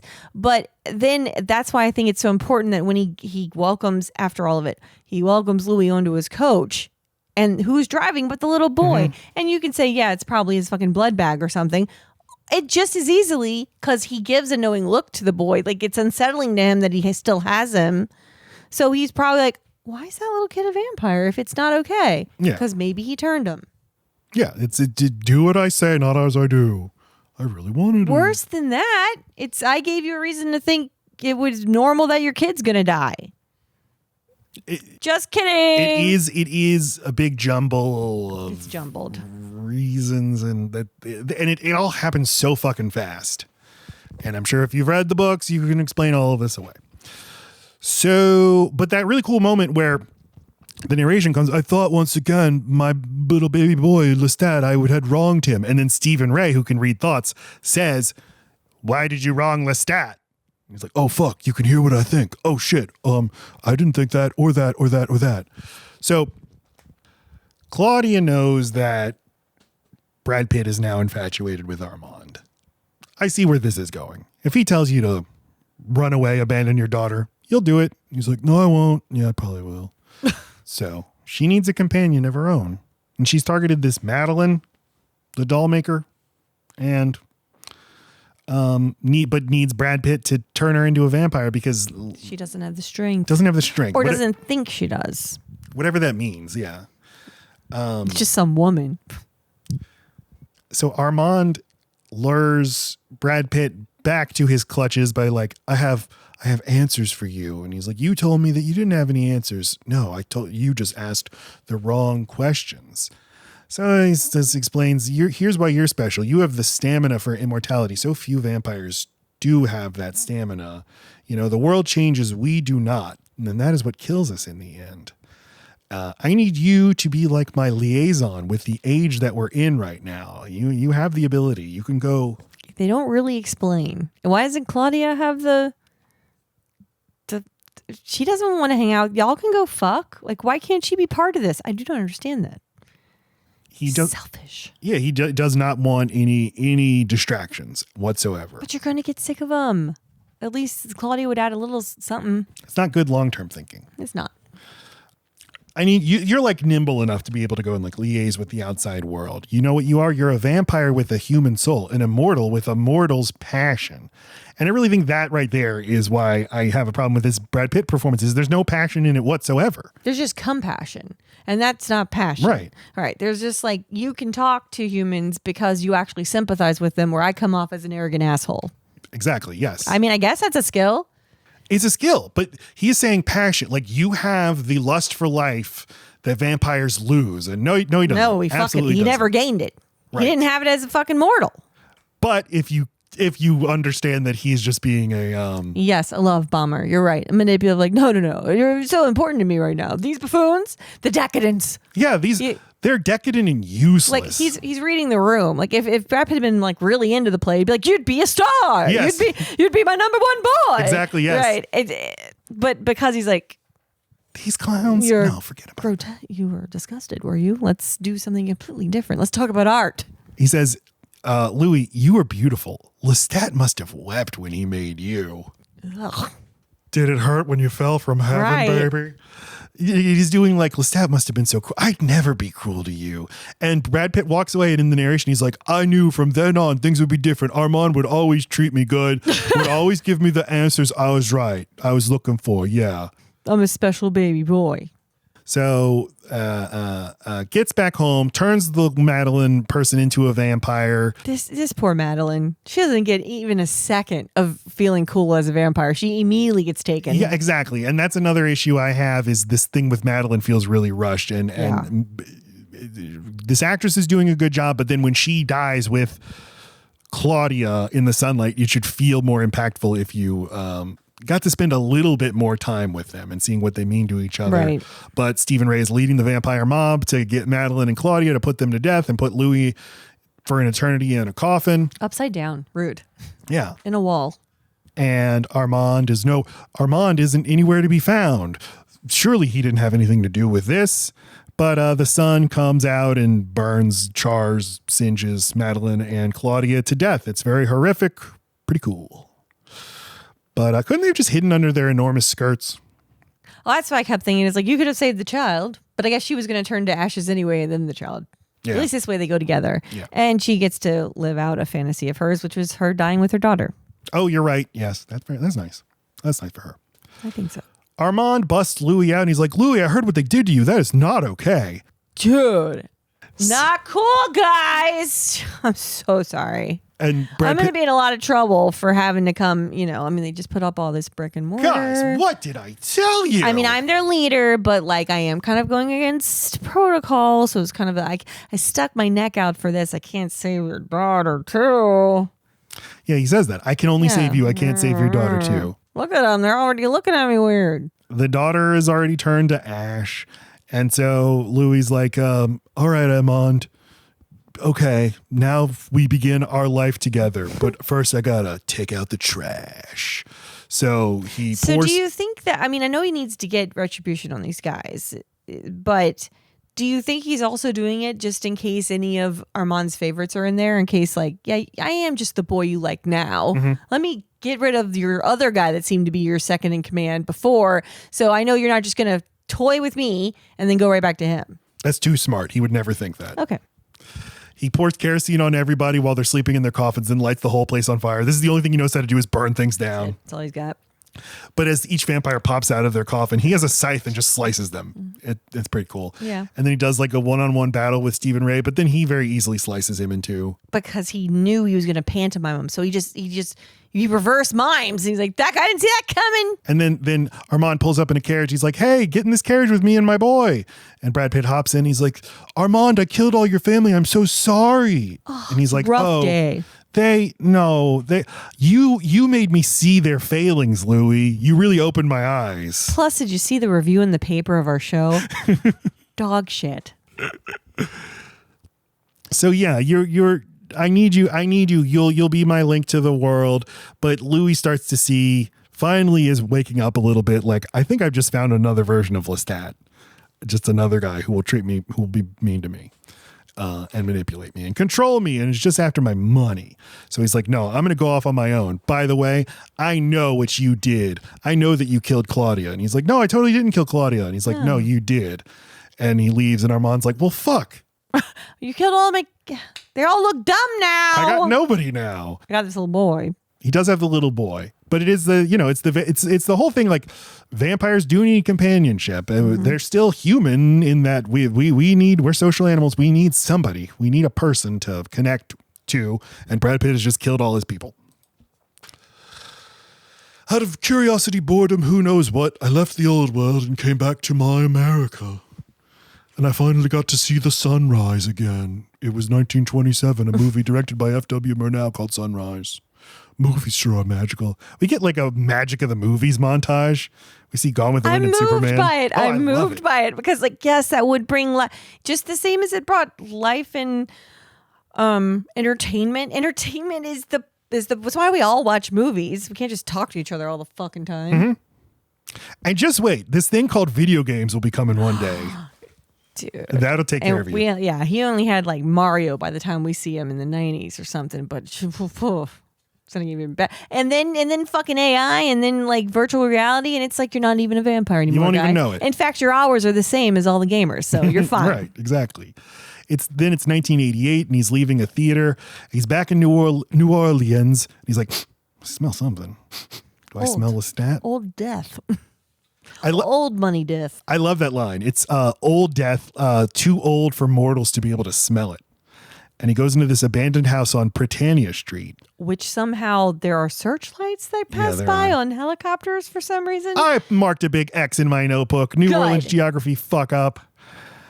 Goes into this old abandoned house with rats and bats. Goes upstairs and then, oh my God, it's Lestat. He's like, Louie, buddy, how have you been? I'd hoped you'd come. I wish you didn't walk in when I cut a big fart. You smelled it, didn't you? My ghostly stank. Or like, just had a rager last night. Got to clean up. Got a really active social calendar going on. But yeah, since he has been, since Louie left him, he's just been a hermit. Because he fucking horribly disfigured him, so he can't go get any poontang, and he has no money. He fucked him. As we see with the very end of He burnt down the whole fucking town when you left. There were no people. There's no Metairie. There's no Kenner. There's just New Orleans. Now they're all dead, and I'm just a vampire. He could go find another city. Like that? He eats Christian Slater and turns beautiful again. It's just that if he can't abuse a man, then he loses the will to live and he just retreats. As he says to him, like, if you would just return to me, Louie, I could become the old Lestat again. We could go have fun. We had good times. We were best friends. He's like, Lestat, I forgive you. You're really great and stuff. Yeah. It's like, oh, so you'll stay with me? He's like, no. And then a helicopter buzzes by and it freaks Lestat out. And Louie's like, it's false light. It can't harm you. But that's like the evidence of like, see, I am the vampire that understands how to grow. I watch TV. I watch the movies. I enjoy when the movies progress. Like, I'm enjoying all this culture, all this change. I have stamina. Where this one's still in his little fucking ruffled shirt, still looking like when I left him, and can't even understand what the fuck lights are. He is not capable of eternity. Yeah, it's like when your parents ask, like, are you going to watch that new CBS show? And you're like, Dad, come on, man. You think I'm going to be watching linear television? 911, whatever the fuck the show's called. Please stay. No, I won't stay. This all makes more sense when you realize Louie's lying about all of this. He's making this up to make himself look good. Lying about what? I don't know. So now we return to the Christian Slater office and Brad Pitt's like, and so like, yeah, that's my story. What'd you think? Sounds awesome to be a fucking vampire. Turn me now. Oh, daddy, do it. You kidding me? I gotta have, once again, a person's like, no, that can't be all. There's gotta be more to it. There's gotta be answers. You're doing it wrong. You have the best fucking lifestyle ever and you don't even enjoy it. Turn me. Make me a vampire. I gotta know what it's like. I'll be your link to the outside Until world. You do one little thing to me that's kind of vampire-ish. And I'm like, no. And so Brad Pitt here turns angry and white and gets his fangs out and he's like, I shall kill you if I run for you, motherfucker. And Christian Slater's like, oh shit, I shouldn't have done that. But then Brad Pitt vanishes and Christian Slater's alone in the office and he grabs his tape recorder, runs down to his car. He's a public radio journalist in San Francisco who has this amazing convertible. And he's on the Golden Gate Bridge listening to the audio tape of the interview with the vampire. And he says to himself, he's like, somebody changed my shorts. I just shat them. Oh. And so we hear Brad Pitt's boring voice. He's like, my story began in 1791. I guess I could start from the time when I was turned out. Yeah, so Christian Slater, who I think is really, really good right here, he's like lighting a cigarette and he's like, holy shit, this is incredible. Oh, fuck, okay. Wait a minute. And then fucking Tom Cruise is in the car with him. And Lestat, I just heard all about you. I assume I need no introduction. He bites the shit out of his neck. Armand? I'm not Armand. And very quickly, like in camera, his face changes and he becomes more Tom Cruise-like. Mm-hmm. And he says, I feel better already. And he takes control of the car. We see his hands on the steering wheel. And then we see Tom Cruise pulling the lace out from under his sleeves. Yes. Need to look. He's wearing a jean jacket and lace. Like, he's like, I refuse. He needs a little bit of coaching, but he's going to be all right. Mm-hmm. And he hears Louis talking on the tape. And he's like, oh, mother, Louis, still whining. I've had to listen to this bullshit for centuries. And he changed. What else is on? He changes it to the rock and roll station. See, who's keeping up now, bitches? You answered your question, though, of why it's Interview with the Vampire. It's because it's from the perspective of the interview. I interview her with the cook, interview her with the man on the street, interview. You know what I mean? Like, it's the story that he's writing, and it's, oh, that was the teacher. The butcher, the baker. The crossing guard, I mean, the vampire. He's not interviewing a ton of vampires. He's not like a fucking researcher. No, you're right. I know. It's Sympathy for the Devil, the Guns N' Roses version. I guess they couldn't afford the Rolling Stones version. You know. That's the only quibble I have with. I love this ending. And I was convinced this had to have been done in reshoots. Because this is not how the book ends. The book ends with Christian Slater being like, I got to go find Lestat in New Orleans. And he goes looking for him. I got to go smelling for the old fart death. But like Lestat doesn't reappear at the end of the story. But I mean, this screamed to me like test screening said audiences need Tom Cruise to come back. But no, they wrote this ending. And yeah, he just listens to Sympathy for the Devil. And when did that song come out? The remake? Oh, I don't know. Probably early 90s. It makes sense why that's on the radio and not the older one. You could hear a Rolling Stone song on the radio. Matt, it's all about going through the decades. He's in a jean jacket. I get it, but this is a very specific song. And the thing about Sympathy for the Devil is it is a song that sounds like evil to me. And the thing about this movie is taking what you have and making it new again. So it makes perfect sense to do a remake of a song rather than the original song. All right, there you go. God, I have to explain everything to this fucking ancient being. Do you like this ending? Yeah, I do. I mean, I want like them to then like get. I want him to turn him and him be like, "You're my fun dude, yeah, shaka bra, let's go kill all the babes." That's what I want. It's like it's not like it's literally saying change everything you think. It's not like, hey, nothing you watched up until now was fake. It's not that, but it is like a I don't know. It is all a matter of perspective. Well, because they go by and they're flying around and they've got like one babe in each hand and like one of those beer hats where like, you know, you're slurping the blood or whatever. And they're partying. Yeah. And then you see Louis like, guys. Oh, that's what I want. That's the ending I want. Mm-hmm. Or Louis just like, God damn it. But he's still in the frat turned somehow. One. Right. Well, you got to have the fucking panty waist. You got to have the one you don't like. I'm trying to study. I've got tricks. We're out of TP.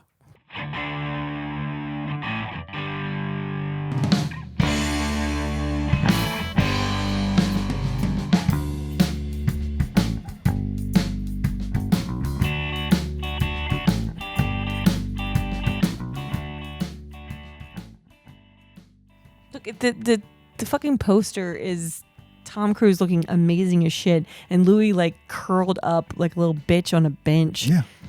They knew. Laci, what are your final thoughts and star rating for your load-bearing beam? This movie gets 3 stars for being weird as shit. Would recommend. But you might need to watch it a couple times and expect weird rather than good. There will be good. Like Daniel Day-Lewis says. Yeah. There will be good. There will be good. But mostly you're going to be like, what's gonna... Okay. But you're still along for the ride. Interesting. Very rare is it when Laci has us watch a movie and I like it more than her. I go 4 stars. There's so much that I love about this movie. And if you just put someone else in the role of Brad Pitt, I think you'd have a 5-star classic. But I think Tom Cruise's performance is truly special. I think Neil Jordan directs the shit out of this. Kirsten Dunst is great.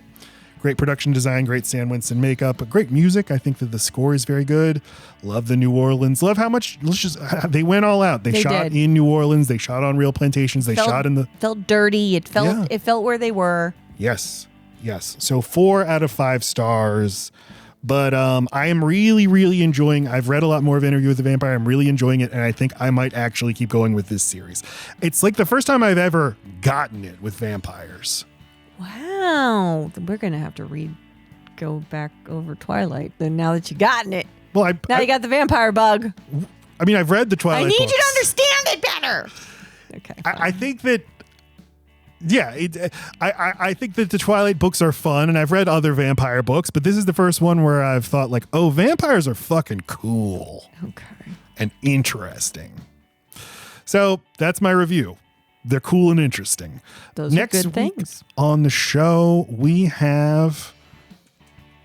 What do we have? Saw. Jigsaw. Do you want to play a game with us? Saw.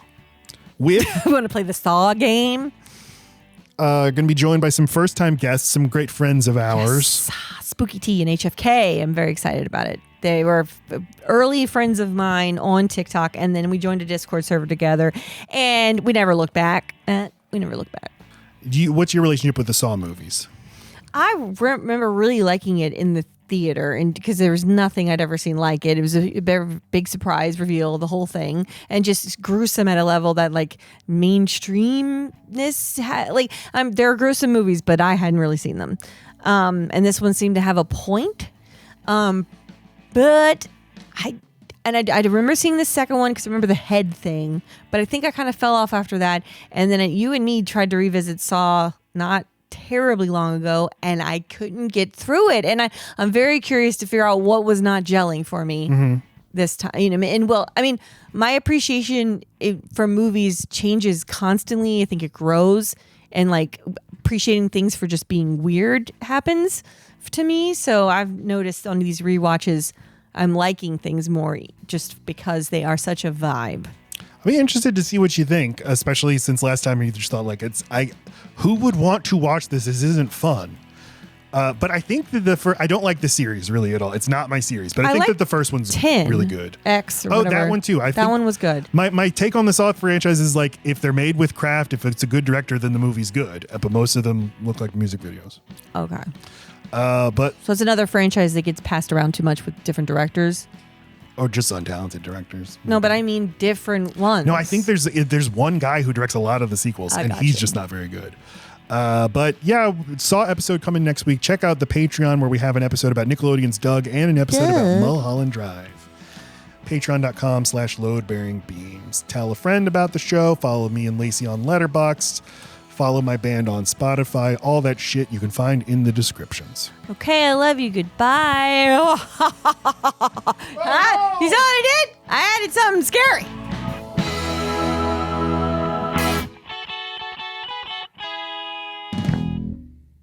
Three, four.